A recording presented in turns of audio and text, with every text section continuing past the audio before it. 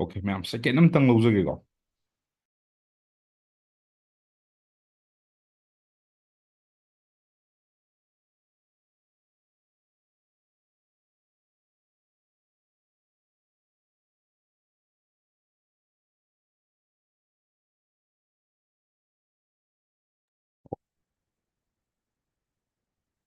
Lakpiro, lakpiro. Ko.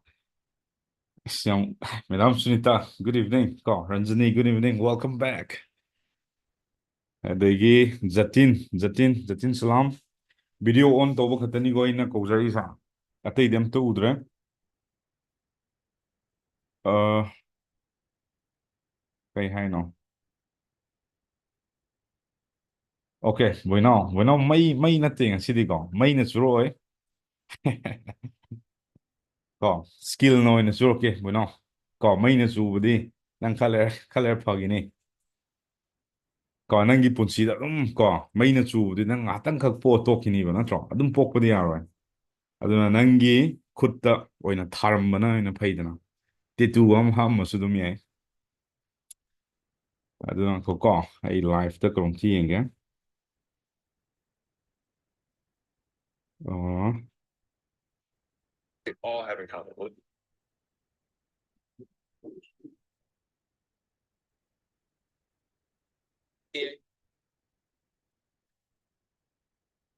okay. Good evening success tips ko YouTube ta zu yengbiriba mya ma adagi plus to all my students ham tada mya punum pu kromjari so Manipur huzik library ban ha mya ma ko adagi parents especially ꯑꯩꯈꯣꯏꯒꯤ housewife ꯍꯥꯏꯇꯥꯔꯦꯅꯦ ꯀꯣ ꯑꯗꯣ ꯑꯩꯅꯁꯨ promise ꯇꯧꯖꯕ ꯑꯃ ꯂꯩ especially ꯑꯩꯈꯣꯏꯒꯤ ꯃꯅꯤꯄꯨꯔꯒꯤ ꯀꯩꯅꯣꯁꯤꯗ ꯁꯣꯁꯥꯏꯇꯤꯁꯤꯗ ꯀꯣ ꯑꯩꯈꯣꯏꯁꯦ ꯍꯧꯖꯤꯛ ꯂꯥꯟꯒ ꯂꯥꯛꯁꯜꯂꯛꯄꯅꯦ ꯑꯗꯨꯛꯀꯤ ꯃꯇꯤꯛ ꯋꯥꯏ ꯑꯗꯣ ꯁꯤꯗꯩꯁꯤꯗ ꯑꯩꯅ ꯉꯝꯖꯕ ꯑꯩꯒꯤ ꯁꯥꯏꯠꯇꯒꯤ ꯍꯥꯏꯇꯥꯔꯦꯅꯦ ꯁꯤ ꯑꯩꯅ 90 days challenge ꯑꯅ ꯑꯩꯅ ꯄꯤꯕ ꯁꯤꯗꯩꯁꯤꯗꯀꯣ ꯅꯣꯏꯅ ꯈꯜꯂꯝꯒꯅꯤ ꯌꯥꯝꯅꯁꯨ beginners type it's not ꯑꯗꯣ ꯑꯩꯅ ꯁꯤꯗ ꯄꯤꯔꯛꯄ ꯁꯤꯁꯇꯦꯝꯁꯤꯗꯤꯀꯣ ꯅꯪ ꯄꯨꯟꯁꯤꯒꯤ ꯋꯥꯔꯜ ꯀ꯭ꯂꯥꯁ ꯑꯣꯏꯅ ꯁꯤꯖꯤꯟꯅꯕ ꯌꯥꯅꯤ ꯑꯗꯨꯒ ꯌꯨꯇ꯭ꯌꯨꯕꯇ ꯌꯦꯡꯕꯤꯔꯤꯕ ꯆꯤꯅꯥꯎ ꯃꯌꯥꯝ ꯑꯃꯁꯨ I'm telling you this I will build a website super clean website ꯑꯗꯨꯒ ꯋꯦꯕꯁꯥꯏꯠꯇ ꯀꯔꯤ ꯀꯔꯤ ꯏꯔꯛꯇꯣꯏꯅꯣ ꯑꯗꯨꯁꯨ ꯑꯩ ꯄꯤꯊꯣꯛꯑꯒꯦꯕ ꯌꯥꯝ ꯌꯥꯕ ꯅꯠꯇ꯭ꯔꯣ ꯑꯗꯣ ꯁꯤꯗꯩꯁꯤꯗ ꯅꯪꯅ ꯏꯗꯧ ꯅꯠꯇꯦ ꯉꯔꯥꯡꯒꯤ ꯇꯥꯏꯞꯇ ꯑꯩꯅ ꯉꯁꯤꯁꯨ ꯇꯧꯈꯥꯏꯔꯛꯀꯦꯕ ꯑꯗꯣ ꯁꯤꯒꯤ ꯂꯦꯁꯟꯁꯦ ꯐꯖꯅ ꯍꯩꯍꯧꯔꯕ ꯀꯅꯥꯒꯨꯝꯕ ꯑꯃꯒꯤ ꯁꯔꯚꯤꯁ ꯄꯦꯖ ꯁꯥꯕ ꯍꯩꯔꯅꯤ ꯋꯦꯕꯁꯥꯏꯠ ꯁꯥꯕ ꯍꯩꯔꯅꯤ ꯂꯦꯟꯗꯤꯡ ꯄꯦꯖ ꯁꯥꯕ ꯍꯩꯔꯅꯤ ꯀꯣꯔꯁꯦꯁ ꯁꯥꯕ ꯍꯩꯔꯅꯤ ꯋꯦꯕꯤꯅꯥꯔ ꯇꯧꯕ ꯍꯩꯔꯅꯤ not only that consultation mi amaga meeting leidana one on one adu samba herne noina hojik aina hek ama leijayiboko aina hek system dakhlaba especially khoi housewife hedo uibe ta horkani ba ko se aina ta haijana banate si proof ni ming moina ming den panjaro ge ko side ngarang da su proof ni system dakhlade sumana khap edo chingak pom taweba ado ngasidi myam tawbiganu ko uiroi haise ꯃꯌꯥꯝ ꯉꯁꯤꯗꯤ system ꯇꯥꯛꯄꯗ ꯎꯕꯤꯔꯅꯨ ꯑꯗꯣ ꯁꯤꯒꯤ ꯁꯤꯁꯇꯦꯝꯁꯤꯗꯤ ꯅꯪꯒꯤ ꯄꯨꯟꯁꯤꯗ ꯑꯗꯨꯝ ꯂꯩꯍꯧꯔꯣ ꯁꯤꯗꯩꯁꯤꯗ ꯐ꯭ꯔꯤꯗꯁꯨ ꯇꯥꯛꯀꯅꯤ ꯑꯗꯒꯤ ꯄꯦꯗꯇꯁꯨ ꯇꯥꯛꯀꯅꯤ ꯑꯅꯤꯃꯛ ꯁꯤꯟꯅꯕ ꯌꯥꯏꯑꯕ ꯑꯗꯣ ꯐ꯭ꯔꯤꯗꯗꯤ ꯈꯤꯇꯪ ꯂꯤꯃꯤꯇꯦꯠ ꯑꯣꯏ ꯑꯗꯣ ꯂꯤꯃꯤꯇꯦꯠ ꯑꯣꯏ ꯍꯥꯏꯁꯦ ꯕꯤꯒꯤꯅꯔꯁ ꯑꯃ ꯑꯣꯏꯅ ꯍꯧꯕ ꯃꯇꯝꯗ this is a perfect system I'm gonna show you in just 5 minutes okay so adu oitari mayamna hauze hai taragadi please type on the comment type ready I'm R YouTube ta yeng bitar su type on the comment I'm R and we will dive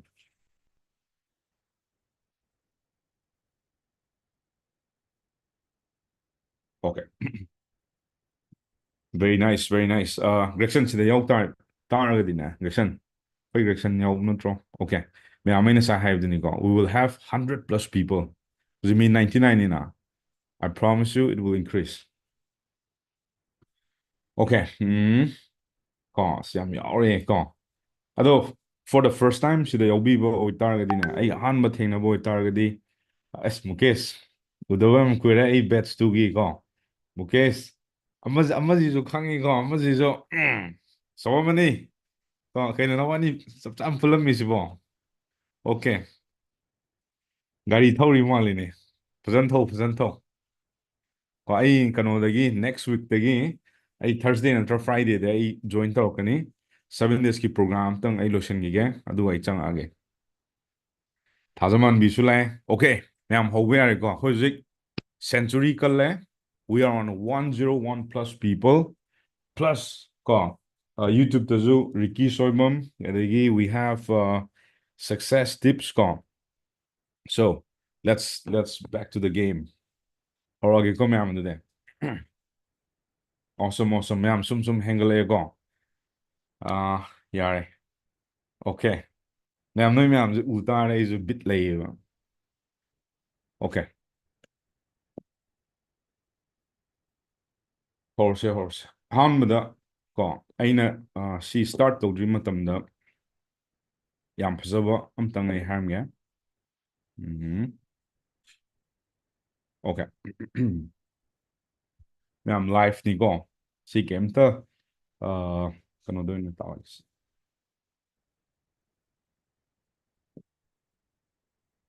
Okay. So, welcome back, everyone. Today is mission number 6. We are on the mission to complete our 90-day challenge.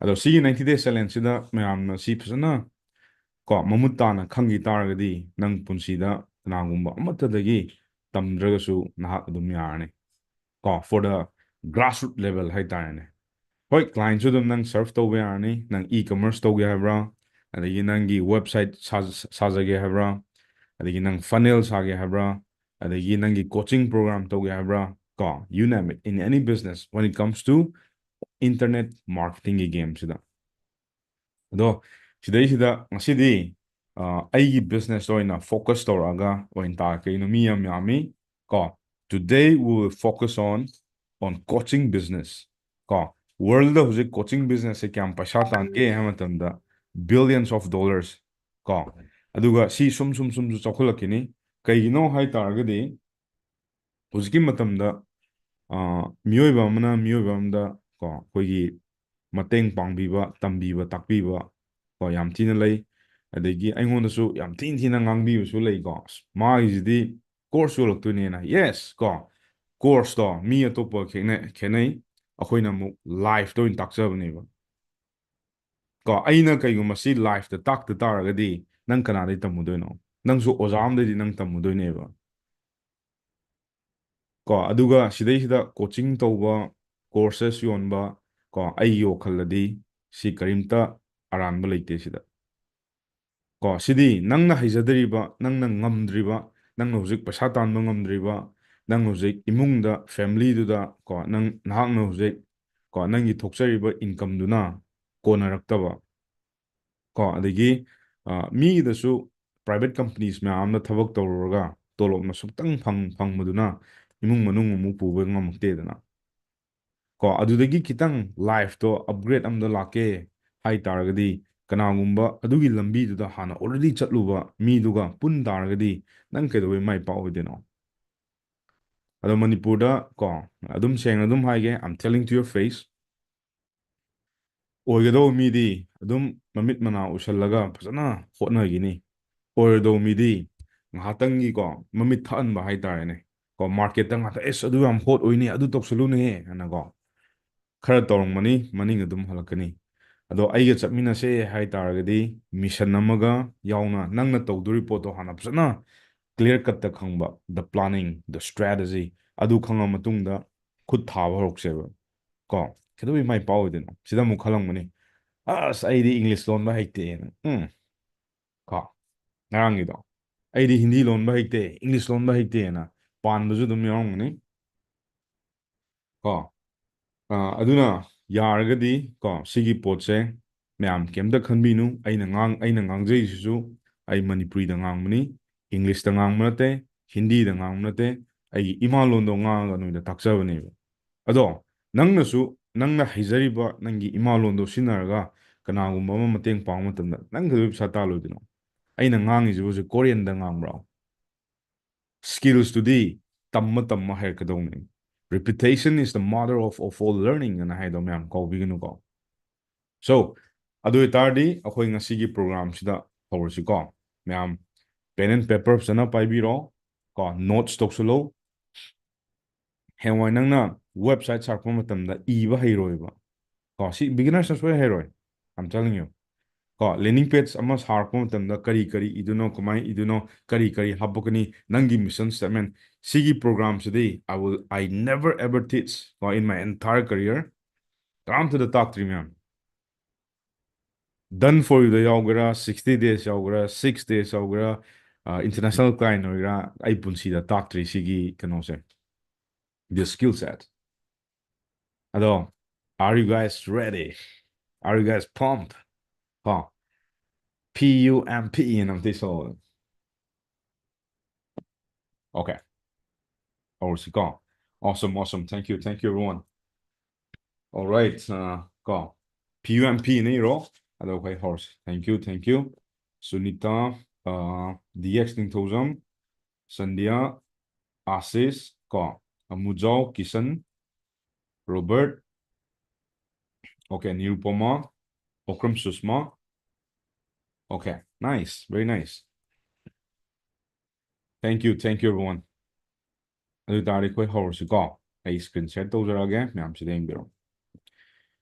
first one, go.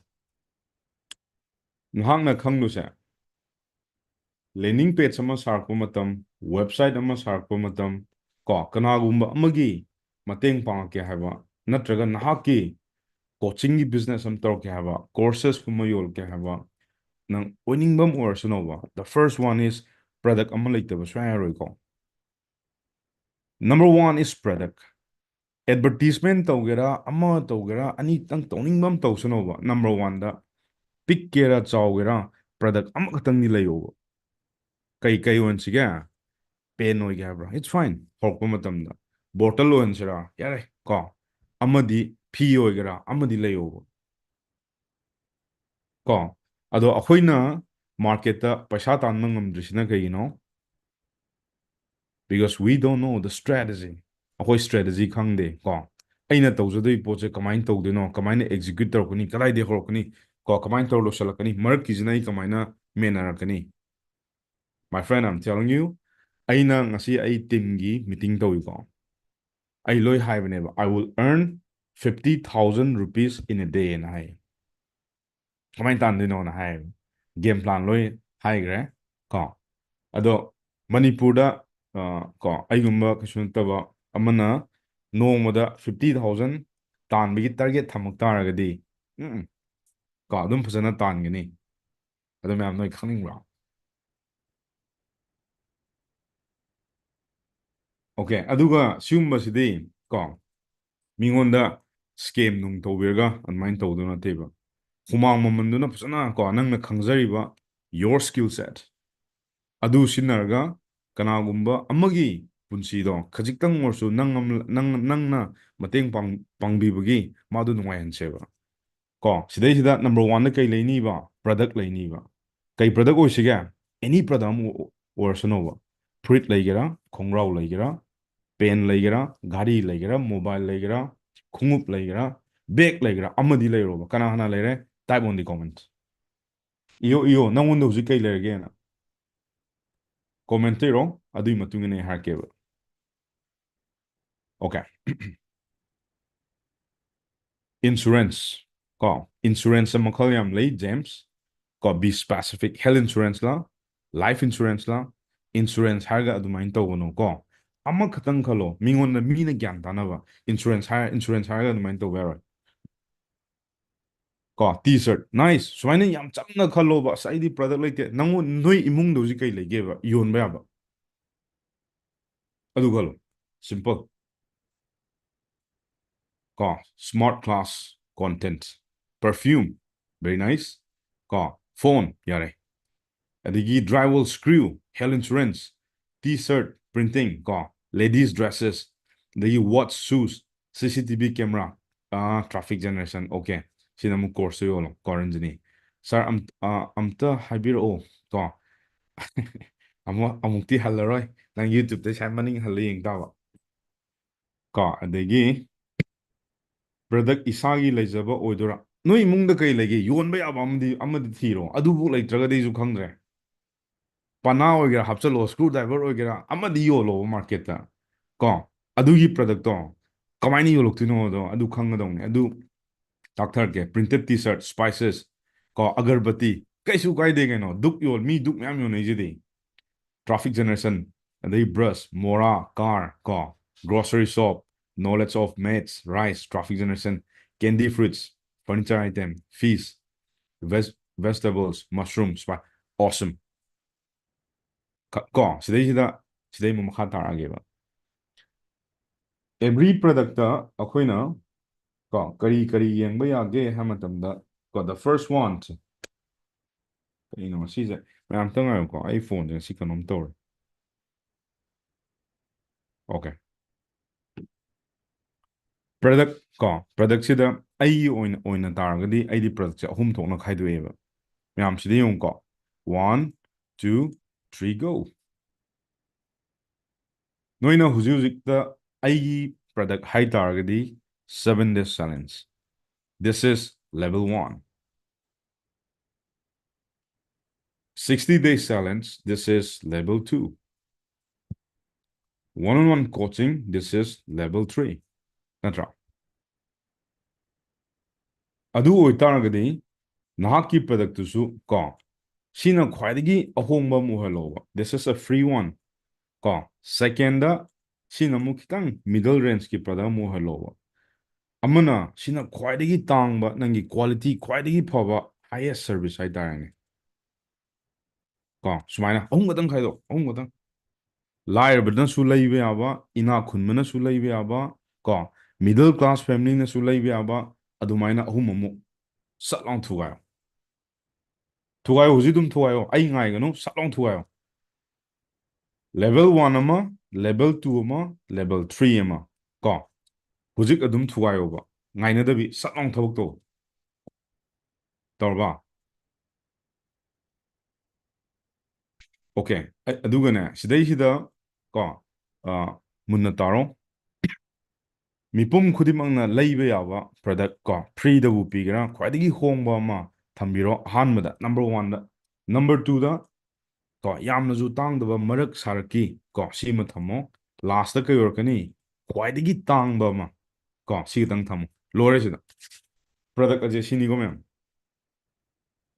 ꯅꯣꯏꯁꯨ ꯈꯜꯂꯝꯒꯅꯤ ꯑꯩꯒꯤ ꯄ꯭ꯔꯗꯛꯇꯤ quality ꯀꯣꯟꯅ ꯂꯥꯛꯁꯦ ꯉꯥꯏꯀꯣ ꯍꯥꯟꯅꯅꯦ ꯑꯝꯇꯪ ꯑꯃ ꯂꯩꯈꯣꯕ ꯍꯦꯛ ꯂꯩꯕꯒ ꯁꯤ ꯃꯥꯔꯀꯦꯠꯇ ꯊꯥꯗꯣꯛꯇꯣꯏꯅꯦꯕ ꯌꯥꯔꯦꯀꯣ if you guys are clear type on the comment GT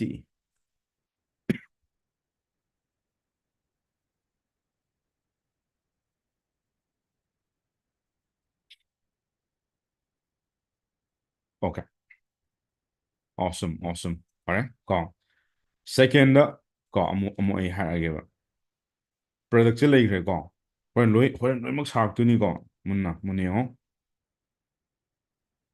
number 2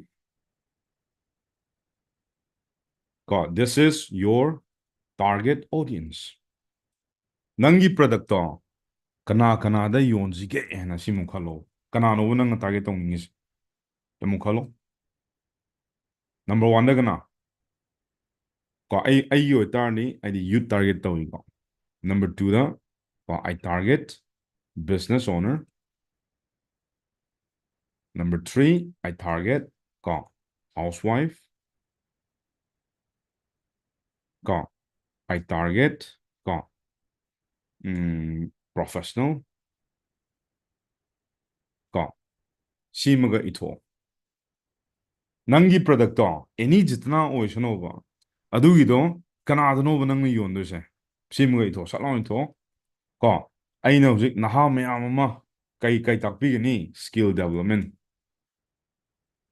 ꯀꯣ ꯀꯔꯤ ꯁ꯭ꯀꯤꯜꯅꯣ ꯀꯣ ꯁꯤꯗꯩꯁꯤꯗ ꯑꯃꯨꯛ ꯏꯟꯇꯔꯅꯦꯠꯀꯤ ꯁ꯭ꯀꯤꯜ ꯃꯌꯥꯝ ꯑꯃ ꯇꯥꯛꯄꯤꯔꯅꯤꯕ ꯌꯥꯔꯕ ꯁꯦꯀꯦꯟꯗ ꯕꯤꯖꯤꯅꯦꯁ ꯑꯣꯅꯔ ꯀꯩꯗꯧꯒꯅꯤ they will grow their business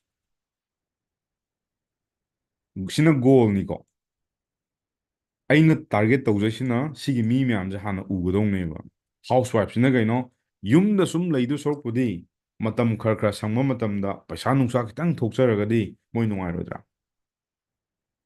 ꯊꯥ ꯈꯨꯗꯤꯡꯒꯤꯅꯦ ꯌꯥꯝꯕ ꯌꯥꯝꯗꯕ ꯇꯣꯛꯈ꯭ꯔꯣ, ꯂꯨꯄꯥ ꯂꯤꯁꯤꯡ 10 ꯑꯃ ꯑꯣꯏꯔꯣ, ꯂꯤꯁꯤꯡ 20 ꯑꯃ ꯑꯣꯏꯔో, ꯂꯤꯁꯤꯡ 30 ꯑꯃ ꯑꯣꯏꯔో, ꯁꯨꯃꯥꯏꯅ ꯊꯥ ꯈꯨꯗꯤꯡꯒꯤ ꯇꯥꯟꯖ ꯉꯝ ꯇꯥꯔꯒꯗꯤ ꯉꯁꯤ ꯃꯅꯤꯄꯨꯔꯗ ꯂꯩꯔꯤꯕ ꯍꯥꯎꯁꯋꯥꯏꯐ ꯃꯌꯥꯝ ꯑꯃ ꯅꯨꯡꯉꯥꯏꯔꯣꯏꯗ꯭ꯔꯣ? ꯈꯖꯤꯛꯇꯪ ꯑꯣꯏꯔꯁꯨ ꯏꯃꯨꯡꯗꯨꯗ ꯃꯥꯅ ꯄꯩꯁꯥꯗꯣ ꯄꯨꯁꯤꯜꯂꯛ ꯇꯥꯔꯒꯗꯤ ꯀꯣ ꯑꯗꯨꯛꯀꯤ ꯃꯇꯤꯛ ꯌꯥꯝ ꯊꯤ ꯅꯨꯡꯉꯥꯏꯅꯤ, ꯅꯨꯡꯉꯥꯏꯔꯣꯏꯗ꯭ꯔꯥ? ꯑꯗꯒꯤ ꯑꯃꯨꯛ ꯁꯤꯅ ꯑꯃꯨꯛ ꯀꯩꯅꯣ, ꯄ꯭ꯔꯣꯐꯦꯁꯅꯦꯜ ꯍꯥꯏꯁꯤꯅ ꯑꯩꯈꯣꯏꯒꯤ ꯕꯤꯖꯤ ꯄ꯭ꯔꯣꯐꯦꯁꯅꯦꯜ, ꯊꯕꯛ ꯌꯥꯝ ꯆꯤꯟꯕ ꯀꯥꯡꯕꯨ ꯄꯨꯟꯁꯤꯗꯅꯦ ꯃꯣꯏ ꯁꯤ ꯐ꯭ꯔꯤꯗꯝ ꯑꯁꯤ ꯁꯨꯡꯂꯩ ꯂꯩꯔꯝꯃꯔꯣꯏꯗ꯫ ꯅꯣꯡꯉꯥꯟꯗꯩ ꯅꯨꯃꯤꯠ ꯇꯥꯕꯨ ꯑꯣꯐꯤꯁ ꯑꯗꯨꯝ ꯄꯨꯡ 9ꯗꯩꯅ 5ꯄꯨ ꯀꯥꯕꯤ ꯑꯃ ꯂꯩꯕꯤꯗꯣ, ꯀꯔꯤꯝ ꯁꯪꯗꯕꯤ ꯀꯥꯡꯕꯨ ꯑꯃ ꯂꯩꯗꯥꯏꯅꯦ? ꯁꯨꯇꯤ ꯂꯧꯕ ꯌꯥꯗꯕꯤ, ꯑꯗꯨ ꯇꯧꯕ ꯌꯥꯗꯕꯤ, ꯑꯗꯒꯤ ꯃꯤꯒꯤ ꯀꯣ ꯂꯩꯗꯅ ꯏꯃꯨꯡꯒꯤ ꯐꯦꯃꯤꯂꯤꯒꯤ ꯑꯗꯨꯒꯤ ꯑꯗꯥꯒꯤ ꯀꯣ ꯑꯗꯨ ꯑꯃ ꯂꯩꯔꯦ꯫ ꯑꯗꯣ ꯁꯤꯗꯩꯁꯤꯗ ꯑꯩꯅ ꯍꯥꯏꯖꯅꯤꯡꯕꯗꯤ ꯀꯣ ꯁꯤꯒꯤ ꯃꯔꯤꯁꯦ ꯌꯥꯝ ꯃꯨꯟꯅ ꯊꯤꯕ ꯑꯃ ꯗꯔꯀꯥꯔ ꯇꯥꯏꯌꯦꯕ꯫ ꯁꯤ ꯈꯜꯂꯕ ꯏꯊꯣꯛ, ꯁꯤꯗ ꯑꯃꯨꯛ ꯏꯊꯣꯛ, ꯂꯣꯏ ꯏꯊꯣꯛꯑꯣ꯫ ꯅꯪꯅ ꯇꯥꯔꯒꯦꯠ ꯇꯧꯅꯤꯡꯉꯤꯁꯦ ꯀꯅꯥꯅꯣ? ꯃꯔꯤꯁꯤꯗ ꯁꯤ ꯑꯄꯥꯝꯕꯁꯤꯗꯅꯦ ꯑꯃꯈꯛꯇꯪ ꯈꯜꯂꯣ, ꯆꯨꯁ ꯋꯥꯟ, ꯆꯨꯁ ꯑꯣꯟꯂꯤ ꯋꯥꯟ, ꯁꯤꯗ ꯑꯃ ꯈꯜꯂꯣ, ꯑꯃꯈꯛꯇꯪ ꯁꯤꯗꯒꯤ ꯀꯅꯥ ꯑꯣꯏꯍꯟꯁꯤꯒꯦ? ꯑꯗꯨ ꯏꯁꯥꯅ ꯗꯤꯁꯥꯏꯠ ꯇꯧꯔꯕ, let's say I'll choose youth, that's it, ꯌꯥꯔꯦ, ꯌꯥꯔꯕ? ꯑꯣꯁꯝ, ꯌꯥꯔꯦꯀꯣ, ꯌꯨꯠꯁꯨ ꯌꯥꯝ ꯈꯟꯕ ꯌꯥꯎꯔꯦ, ꯚꯦꯔꯤ ꯒꯨꯗ, ꯑꯩꯒ ꯆꯠꯃꯤꯟꯅꯁꯦꯕ, ꯊꯕꯛꯁꯨ ꯇꯧ, ꯂꯥꯏꯔꯤꯛ ꯇꯥꯕ ꯈꯛꯇꯪ ꯅꯠꯇꯕ ꯀꯣ, ꯉꯁꯤꯗꯒꯤ ꯃꯥꯔꯀꯦꯠꯇ ꯄꯣꯠ ꯌꯣꯟꯕꯗꯣ ꯇꯝꯃꯣ, ꯁꯤꯁꯇꯦꯝꯁꯨ ꯄꯤꯔꯒꯦ, ꯌꯣꯟꯕ ꯍꯧꯔꯣ ꯍꯥꯏꯒꯦ ꯇꯧꯕꯅꯤꯗ, ꯌꯥꯔꯕ? ꯑꯗꯒꯤ ꯁꯤ ꯂꯩꯔꯕ, ꯑꯗꯩ ꯑꯃꯨꯛ ꯀꯩꯗꯧꯔꯛꯀꯅꯤ? ꯅꯪ ꯍꯧꯖꯤꯛ ꯅꯪꯉꯣꯟꯗ ꯄ꯭ꯔꯗꯛ ꯂꯩꯔꯕ? ꯂꯩꯔꯦ, ꯑꯍꯣꯡꯕ ꯑꯃ ꯂꯩꯔꯦ, ꯃꯌꯥꯏ ꯑꯣꯏꯔꯞ ꯑꯃ ꯂꯩꯔꯦ, ꯈ꯭ꯋꯥꯏꯗꯒꯤ ꯇꯥꯡꯕ ꯑꯃ ꯂꯩꯔꯦ, ꯑꯅꯤꯁꯨꯕꯗ ꯀꯅꯥꯅꯣ? ꯑꯩꯒꯤ ꯄ꯭ꯔꯗꯛꯇꯣ ꯀꯅꯥꯗ ꯌꯣꯟꯗꯣꯏꯅꯣ?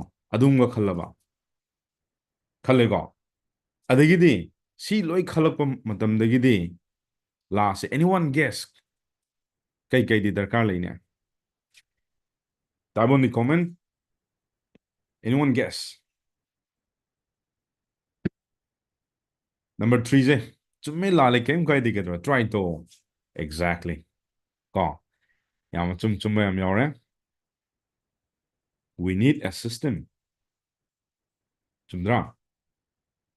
ꯅꯪ ꯁꯤꯁꯇꯦꯝꯗꯨꯗ ꯅꯪꯒꯤ ꯄ꯭ꯔꯗꯛꯇꯣ ꯍꯥꯞꯆꯤꯜꯂꯒ ꯃꯤ ꯃꯌꯥꯝꯁꯦ ꯂꯥꯛꯍꯜꯂꯒ ꯌꯣꯟꯗꯣꯏ ꯅꯠꯇ꯭ꯔꯣ? ꯌꯥꯝ ꯁꯝꯃꯤꯗ,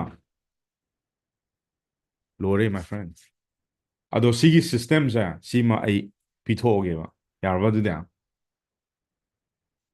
ꯅꯣꯏꯅ ꯅꯍꯥꯟꯗꯒꯤ ꯏꯟꯇꯔꯅꯦꯠꯇ ꯄꯣꯠ ꯌꯣꯟꯕꯗ ꯂꯨꯏꯅ ꯍꯥꯏꯕꯗꯣ, ꯁꯤ ꯃꯌꯦꯛ ꯁꯦꯡꯗꯕꯩꯅꯤ, ꯁꯤ ꯃꯌꯦꯛ ꯁꯦꯡꯗꯕꯩꯅꯤꯀꯣ, ꯑꯗꯨꯒ ꯁꯤꯁꯇꯦꯝ ꯑꯃꯒ ꯀꯣ, ꯀꯔꯤ ꯁꯤꯁꯇꯦꯝ ꯄꯤꯅꯤ ꯍꯥꯏꯕ ꯃꯇꯝꯗ I'll give you TagMango, ꯍꯩꯅꯧ ꯆꯥꯕ ꯈꯔ ꯄꯥꯝꯕꯅꯤꯅ ꯃꯦꯡꯒꯣ ꯑꯃ ꯍꯥꯞꯄꯦꯅ ꯃꯌꯥꯝ ꯀꯣ, ꯍꯧꯖꯤꯛ ꯍꯩꯅꯧꯒꯤ ꯃꯇꯝꯅꯤꯅ ꯀꯣ, TagMango ꯍꯥꯏꯕ ꯑꯩ ꯁꯤꯁꯇꯦꯝ ꯑꯃ ꯄꯤꯒꯦꯕ꯫ ꯁꯤꯒꯤ ꯁꯤꯁꯇꯦꯝꯁꯤꯗ ꯅꯪꯒꯤ ꯄ꯭ꯔꯗꯛ ꯍꯥꯞꯆꯤꯜꯂꯅꯤ ꯀꯣ, ꯑꯗꯒꯤ ꯁꯤꯁꯇꯦꯝ ꯍꯥꯏꯔꯒ ꯁꯤꯅ ꯂꯣꯏꯔꯣꯏ, ꯄꯣꯠꯇ ꯑꯃꯨꯛ ꯍꯥꯏꯔꯛꯀꯦꯕ, ꯃꯤꯅ ꯅꯪꯉꯣꯟꯗ ꯀꯃꯥꯏꯅ ꯄꯩꯁꯥ ꯊꯤꯔꯛꯀꯅꯤ? ꯄꯦꯃꯦꯟꯠ ꯒꯦꯠꯋꯦ, ꯁꯤꯃ ꯗꯔꯀꯥꯔ ꯂꯩꯕ꯭ꯔꯥ?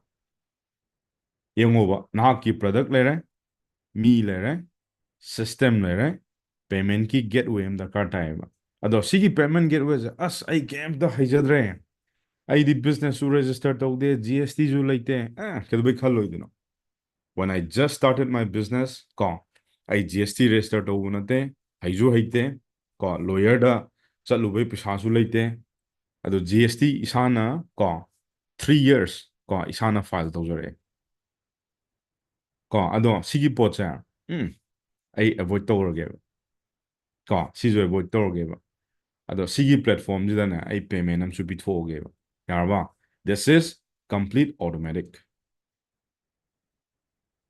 ꯀꯣ, ꯁꯤꯗ ꯂꯣꯏ ꯌꯥꯎꯔꯦ, UPI ꯌꯥꯎꯔꯦ ꯀꯣ, ꯅꯪ ꯋꯥꯔꯜ ꯀ꯭ꯂꯥꯁ ꯑꯣꯏꯅ ꯌꯣꯟꯕ ꯌꯥꯔꯦ ꯅꯪꯒꯤ ꯄ꯭ꯔꯗꯛꯁ, ꯅꯨꯡꯉꯥꯏꯇ꯭ꯔꯥ? ꯏ ꯀꯃꯔꯁ ꯑꯣꯏꯒꯦꯔꯥ, ꯖꯤꯇꯅ ꯅꯪ ꯑꯣꯏꯅꯤꯡꯕ ꯑꯣꯏꯔꯁꯅꯨ ꯀꯣ, ꯉꯁꯤ ꯀꯧꯕ ꯅꯨꯃꯤꯠꯇꯒꯤ ꯄꯦꯃꯦꯟ ꯍꯥꯏꯁꯦ ꯅꯪ ꯂꯣꯏ ꯁꯤꯗ ꯂꯩꯔꯦ, ꯀꯅꯥꯒꯤ ꯀꯣ, ꯁꯤꯗꯩꯁꯤꯗ ꯅꯣꯏ ꯍꯧꯖꯤꯛ ꯔꯥꯖꯔ ꯄꯦꯃꯦꯟ ꯇꯥꯔꯝꯃꯅꯤ ꯀꯣ, ꯏꯟꯁꯇꯥ ꯃꯣꯖꯣ ꯀꯣ, ꯑꯗꯒꯤ ꯄꯦꯄꯥꯜ ꯑꯗꯒꯤ Payoneer, Wise, ꯀꯣ ꯑꯗꯒꯤ Bankwire +, EMI ꯑꯣꯞꯁꯟꯒ ꯄꯤꯒꯦꯕ ꯅꯩꯗ꯭ꯔꯥ ꯁꯤ ꯄ꯭ꯂꯦꯠꯐꯣꯝꯗ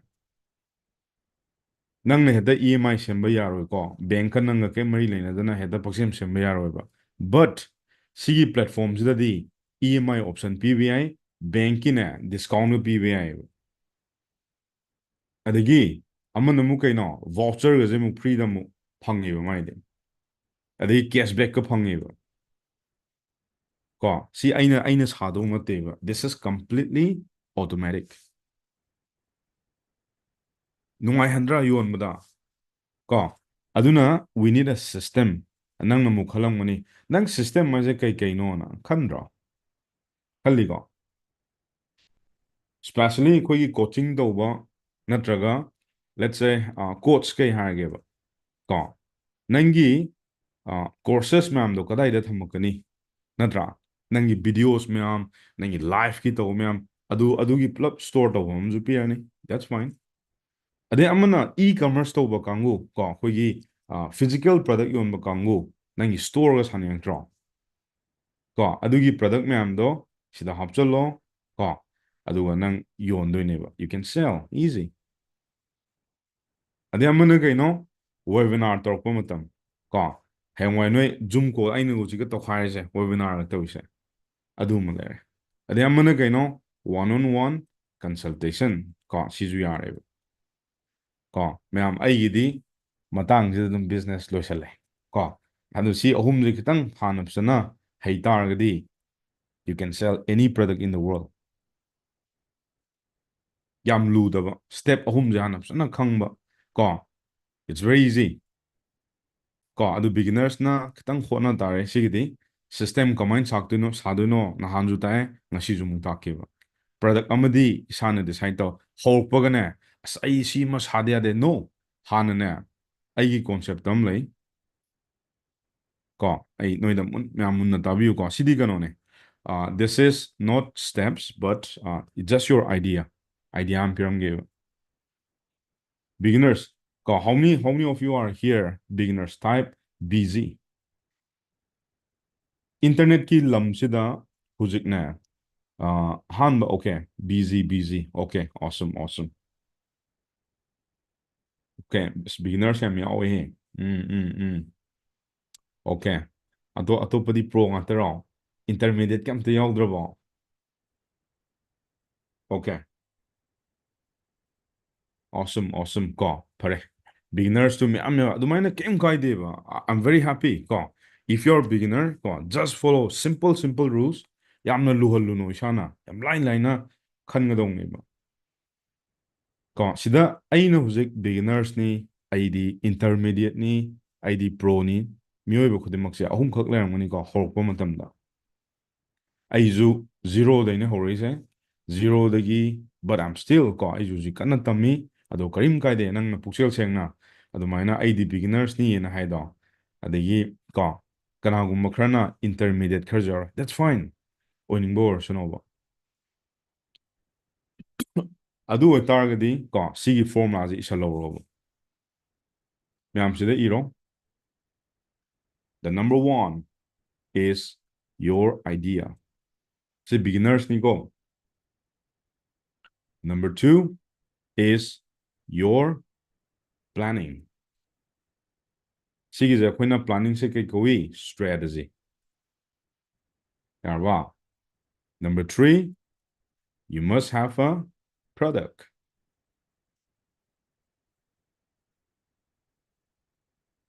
number four you must start with marketing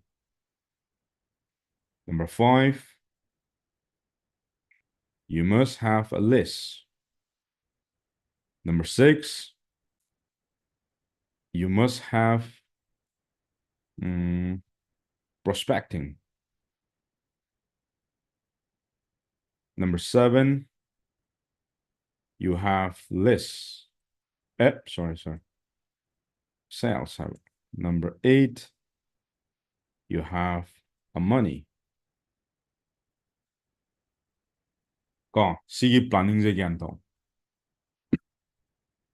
ꯑꯍꯥꯟꯕꯗ ꯃꯤꯑꯣꯏꯕ ꯑꯃꯅ ꯍꯧꯔꯛꯄ ꯃꯇꯝꯗ ꯑꯥꯏꯗꯤꯌꯥꯗꯩ ꯍꯧꯔꯛꯀꯅꯤꯀꯣ ꯕꯤꯒꯤꯅꯔꯁ ꯑꯣꯏꯁꯅꯨ ꯑꯃ ꯑꯣꯏꯁꯅꯨ ꯑꯅꯤ ꯑꯣꯏꯁꯅꯨ ꯅꯍꯥꯛꯀꯤ ꯐꯥꯔꯁ ꯃꯤꯑꯣꯏꯕꯒꯤ ꯁꯤꯒꯤ ꯕ꯭ꯔꯦꯟꯁꯤꯗꯒꯤ ꯑꯣ ꯑꯩ ꯁꯤꯃꯗꯤ ꯇꯧꯅꯤꯡꯉꯤꯅꯦ ꯑꯣ ꯑꯩ ꯁꯤꯃꯗꯤ ꯇꯧꯕ ꯌꯥꯏꯅꯦ ꯃꯥꯅ ꯇꯧꯔꯤꯁꯦ ꯑꯩꯉꯣꯟꯗ ꯆꯥꯟꯅꯒꯅꯤꯅꯦ ꯑꯥꯏꯗꯤꯌꯥꯗꯩ ꯂꯣꯏ ꯍꯧꯔꯛꯄ ꯉꯥꯛꯇꯅꯤꯀꯣ ꯑꯗꯒꯤ ꯁꯨꯝ ꯆꯪꯁꯤꯜꯂꯛꯑꯒ ꯅꯪ ꯈꯟꯕ ꯍꯧꯔꯛꯑꯅꯤꯕ ꯌꯥꯗꯣꯏꯔꯣꯅꯦꯍꯦ ꯃꯥꯏꯁꯤꯕꯣ ꯁ꯭ꯇꯦꯞꯇꯤ ꯁꯨꯃꯥꯏꯅꯗꯤ ꯂꯩꯅꯦ ꯁꯤꯃꯨꯛ ꯈꯟꯕ ꯍꯧꯔꯛꯑꯅꯤꯕ ꯄ꯭ꯂꯥꯅꯤꯡ ꯀꯣ ꯁꯤꯒꯤ ꯄ꯭ꯂꯥꯅꯤꯡꯁꯦ ꯍꯦꯛ ꯀꯟꯐꯥꯔꯝ ꯇꯥꯕꯒ ꯀꯣ ꯅꯪ ꯄ꯭ꯔꯗꯛ ꯁꯥꯕꯒꯤ ꯑꯣ ꯑꯗꯨꯗꯤ ꯑꯩ ꯁ꯭ꯇꯦꯞꯇꯣ ꯂꯣꯏ ꯈꯪꯉꯦ ꯁꯨꯃꯥꯏꯅ ꯇꯧꯕ ꯁꯨꯃꯥꯏꯅ ꯇꯧꯕ ꯌꯥꯅꯤ ꯑꯗꯨ ꯑꯣꯏꯇꯥꯔꯗꯤ ꯑꯩ ꯄ꯭ꯔꯗꯛ ꯑꯃ ꯁꯥꯔꯒꯦꯅ ꯂꯩꯒꯗꯕ ꯑꯗꯨꯅ ꯁꯤꯒꯤ ꯄ꯭ꯔꯗꯛꯁꯦ ꯍꯦꯛ ꯀꯟꯐꯥꯔꯝ ꯑꯣꯏꯕꯒ ꯀꯣ ꯃꯥꯔꯀꯦꯠꯇꯅꯦ ꯊꯣꯛꯂꯛꯀꯗꯕ ꯗꯤꯁ ꯏꯁ ꯃꯥꯔꯀꯦꯇꯤꯡ ꯅꯣꯏꯅ ꯍꯧꯖꯤꯛ ꯗꯤꯖꯤꯇꯦꯜ ꯃꯥꯔꯀꯦꯇꯤꯡꯒ ꯍꯥꯏꯗꯣ ꯁꯤꯗꯩꯅꯤꯀꯣ ꯅꯣꯏꯅ ꯇꯝꯕ ꯍꯧꯔꯛꯏꯗꯣ ꯑꯩ ꯑꯗꯨꯝ ꯅꯣꯏꯗ ꯁꯦꯡꯅ ꯍꯥꯏꯔꯤꯁꯤꯅꯤ you are start learning from here beginners ꯑꯃꯅ ꯍꯦꯛ ꯍꯧꯕꯒ ꯀꯗꯥꯏꯗꯒꯤ ꯄ꯭ꯔꯗꯛ ꯂꯩꯗꯣꯏꯅꯣ ꯑꯗꯨꯅꯅꯦ ꯑꯩꯅ ꯅꯣꯏ ꯌꯨꯝꯗ ꯍꯧꯖꯤꯛ ꯀꯩ ꯂꯩꯒꯦ ꯌꯣꯟꯕ ꯌꯥꯕ ꯑꯃ ꯄꯨꯊꯣꯔꯛꯑꯣ ꯍꯥꯏꯗꯣ ꯁꯤꯝꯄꯜ ꯑꯣꯏꯅ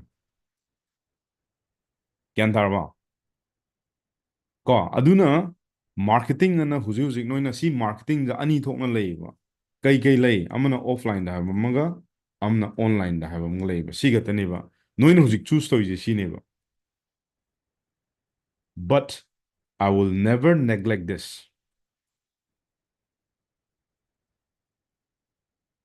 ꯀꯩꯒꯤꯅꯣ ꯑꯩꯈꯣꯏꯒꯤ ꯃꯅꯤꯄꯨꯔꯗꯤ ꯌꯥꯝ ꯄꯤꯛꯏꯀꯣ ꯑꯩꯈꯣꯏꯒꯤ ꯗꯦꯃꯣꯒ꯭ꯔꯥꯐꯤꯛ ꯔꯤꯖꯟ ꯌꯥꯝ ꯊꯤꯅ ꯄꯤꯛꯑꯦ ꯏꯠꯁ ꯚꯦꯔꯤ ꯁ꯭ꯃꯣꯜ ꯀꯣ ꯑꯗꯨꯅ ꯁꯤꯒꯤ ꯄꯣꯠꯁꯦ ꯃꯌꯥꯝꯅ ꯒ꯭ꯌꯥꯟ ꯇꯥꯕꯤꯌꯨ ꯀꯣ ꯑꯩꯗꯤ ꯑꯣꯟꯂꯥꯏꯟ ꯈꯤꯇꯪ ꯇꯧꯔ ꯂꯩꯔꯅꯤ ꯅꯣ ꯑꯗꯨ ꯌꯥꯔꯣꯏꯀꯣ ꯑꯩꯈꯣꯏꯒꯤ ꯃꯅꯤꯄꯨꯔꯒꯤ ꯂꯝꯗꯗꯤ as far as my experience ꯀꯣ for the last 5 months ꯑꯩꯅ ꯇꯧꯔꯛꯄ ꯃꯇꯝꯗ ꯑꯅꯤꯁꯦ ꯌꯥꯝ ꯗꯔꯀꯥꯔ ꯇꯥꯏꯌꯦꯕ ꯑꯣꯐꯂꯥꯏꯟꯗꯁꯨ ꯇꯧꯒꯗꯕ ꯑꯣꯟꯂꯥꯏꯟꯗꯁꯨ ꯇꯧꯒꯗꯕ ꯑꯗꯨꯗ ꯅꯪ ꯁꯤ ꯌꯥꯝ ꯇꯥꯟꯕ ꯉꯝꯒꯅꯤ ꯁꯦꯀꯦꯟꯗ ꯀꯣ ꯃꯥꯔꯀꯦꯇꯤꯡꯁꯤꯗ ꯑꯩꯈꯣꯏꯅ ꯍꯦꯛ ꯂꯣꯏꯔꯛꯄ ꯃꯇꯨꯡꯗ ꯂꯤꯁꯟ ꯍꯥꯏꯁꯦ this is called lead generation ꯍꯥꯏꯗꯣ ꯀꯣ ꯁꯤꯒꯤ ꯄ꯭ꯔꯣꯁꯄꯦꯛꯇꯤꯡꯁꯤꯅ ꯀꯩꯅꯣ ꯃꯣꯏ ꯃꯌꯥꯝꯗꯨꯒꯅꯦ ꯋꯥꯔꯤ ꯁꯥꯟꯅꯔꯒ ꯀꯝꯃꯨꯅꯤꯀꯦꯁꯟ ꯐꯖꯅ ꯇꯧꯕꯤꯔꯒ ꯃꯥꯒꯤ ꯑꯄꯥꯝ ꯄꯥꯝꯗꯕ ꯐꯖꯅ ꯇꯥꯟꯅꯔꯒꯅꯦ ꯑꯩꯒꯤ ꯃꯤꯈꯩꯁꯤꯕꯨ ꯀ꯭ꯋꯥꯂꯤꯐꯥꯏড ꯑꯣꯏꯕ꯭ꯔꯥ ꯀꯣ ꯃꯣꯏꯁꯦ ꯀ꯭ꯋꯥꯂꯤꯐꯥꯏড ꯑꯣꯏꯕ꯭ꯔꯥ ꯅꯠꯇ꯭ꯔꯒ ꯃꯥꯁꯦ ꯄꯩꯁꯥ ꯂꯩꯇꯕ ꯃꯤꯔꯥ ꯁꯤ ꯆꯦꯛ ꯇꯧꯗꯣꯏꯅꯦꯕ ꯁꯤ ꯍꯦꯛ ꯂꯣꯏꯔꯛꯄꯒ ꯅꯪ ꯁꯦꯜꯁ ꯇꯧꯃꯅꯤ ꯁꯦꯜꯁ ꯇꯧꯔ ꯃꯅꯤ ꯗꯤꯁ ꯏꯁ ꯀꯣ ꯕꯤꯒꯤꯅꯔꯁ ꯑꯃꯅ ꯍꯧꯔꯛꯄ ꯃꯇꯝꯗ ꯁꯤꯒꯤ ꯒ꯭ꯔꯥꯐꯁꯦ ꯍꯥꯟꯅ ꯈꯪꯉꯨ ꯏꯟꯇꯔꯃꯦꯗꯤꯌꯦꯠ ꯂꯦꯚꯦꯜ ꯀꯥꯏꯗꯤ ꯂꯥꯛꯀꯅꯤ ꯌꯨ ꯀꯦꯟ ꯁ꯭ꯇꯥꯔꯠ ꯐ꯭ꯔꯣꯝ ꯍꯤꯌꯔ ꯀꯣ ꯑꯦꯅꯤꯊꯤꯡ ꯅꯪꯅ ꯕꯤꯖꯤꯅꯦꯁ ꯇꯧꯔꯛꯀꯦ ꯍꯥꯏꯕ ꯃꯇꯝꯗ ꯅꯪꯁꯦ ꯍꯧꯖꯤꯛ ꯀꯗꯥꯏꯗ ꯂꯩꯒꯦꯁꯦ ꯏꯁꯥꯅ ꯗꯤꯁꯥꯏꯠ ꯇꯧꯔꯣ ꯀꯣ ꯀꯅꯥ ꯁꯤꯗ ꯂꯩ Are you in 1, 2, 3, 4, 5, 6, 7, 8? Decide where you are right now. Type on the comment. Number ꯏꯔꯣ ꯁꯤꯗ.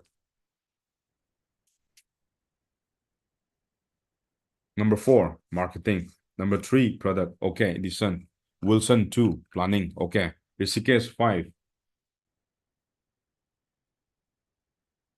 Rishikesh na ihen heli ne. Rishikesh the generation the life 4. Very good.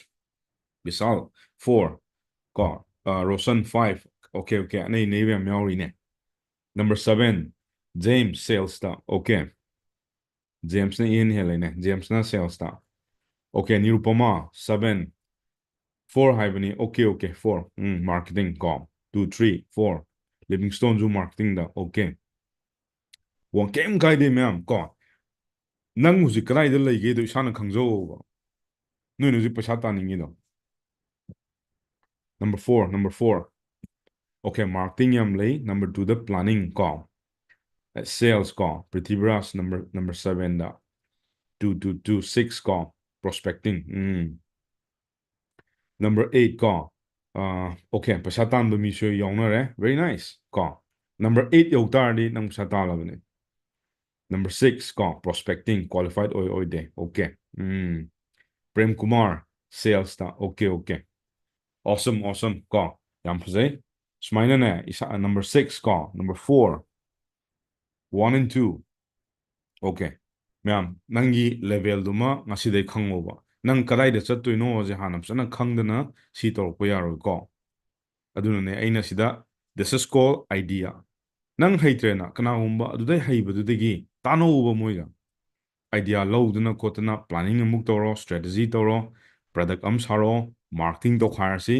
Lead generation ꯇꯧꯔꯁꯤ ꯄ꯭ꯔꯣꯁꯄꯦꯛꯇꯤꯡ ꯋꯥꯔꯤ ꯋꯥꯇꯥꯏ ꯁꯥꯟꯅꯔꯛꯇꯅ ꯀ꯭ꯋꯥꯂꯤꯐꯥꯏ ꯇꯧꯔꯁꯤ ꯑꯗꯨꯒ ꯁꯦꯜꯁ ꯇꯧꯅꯔꯛꯁꯦꯕ ꯌꯥꯔꯅꯤꯀꯣ ꯐꯔꯦ ꯑꯗꯨ ꯑꯣꯏꯇꯥꯔꯗꯤ ꯁꯤꯁꯤꯅ ꯑꯩꯈꯣꯏꯒꯤ ꯕꯤꯒꯤꯅꯔꯁ ꯀꯥꯡꯕꯨꯈꯩꯅꯤꯀꯣ ꯏꯟꯇꯔꯃꯦꯗꯤꯌꯦꯠ ꯀꯥꯏ ꯂꯩꯅꯤ ꯄ꯭ꯔꯣ ꯀꯥꯏ ꯂꯩꯅꯤ ꯅꯁꯥꯅ ꯗꯤꯁꯥꯏꯠ ꯇꯧꯖꯔꯣ ꯑꯗꯨ ꯑꯣꯏꯇꯥꯔꯗꯤ ꯉꯁꯤꯒꯤ ꯄ꯭रोग्राꯝꯗ ꯑꯩꯈꯣꯏ ꯁꯤ ꯂꯥꯛꯑꯁꯦꯕ ꯁꯤꯁꯇꯦꯝ ꯑꯅ ꯍꯥꯏꯁꯦ ꯀꯣ all of you type on the comment ꯀꯣ system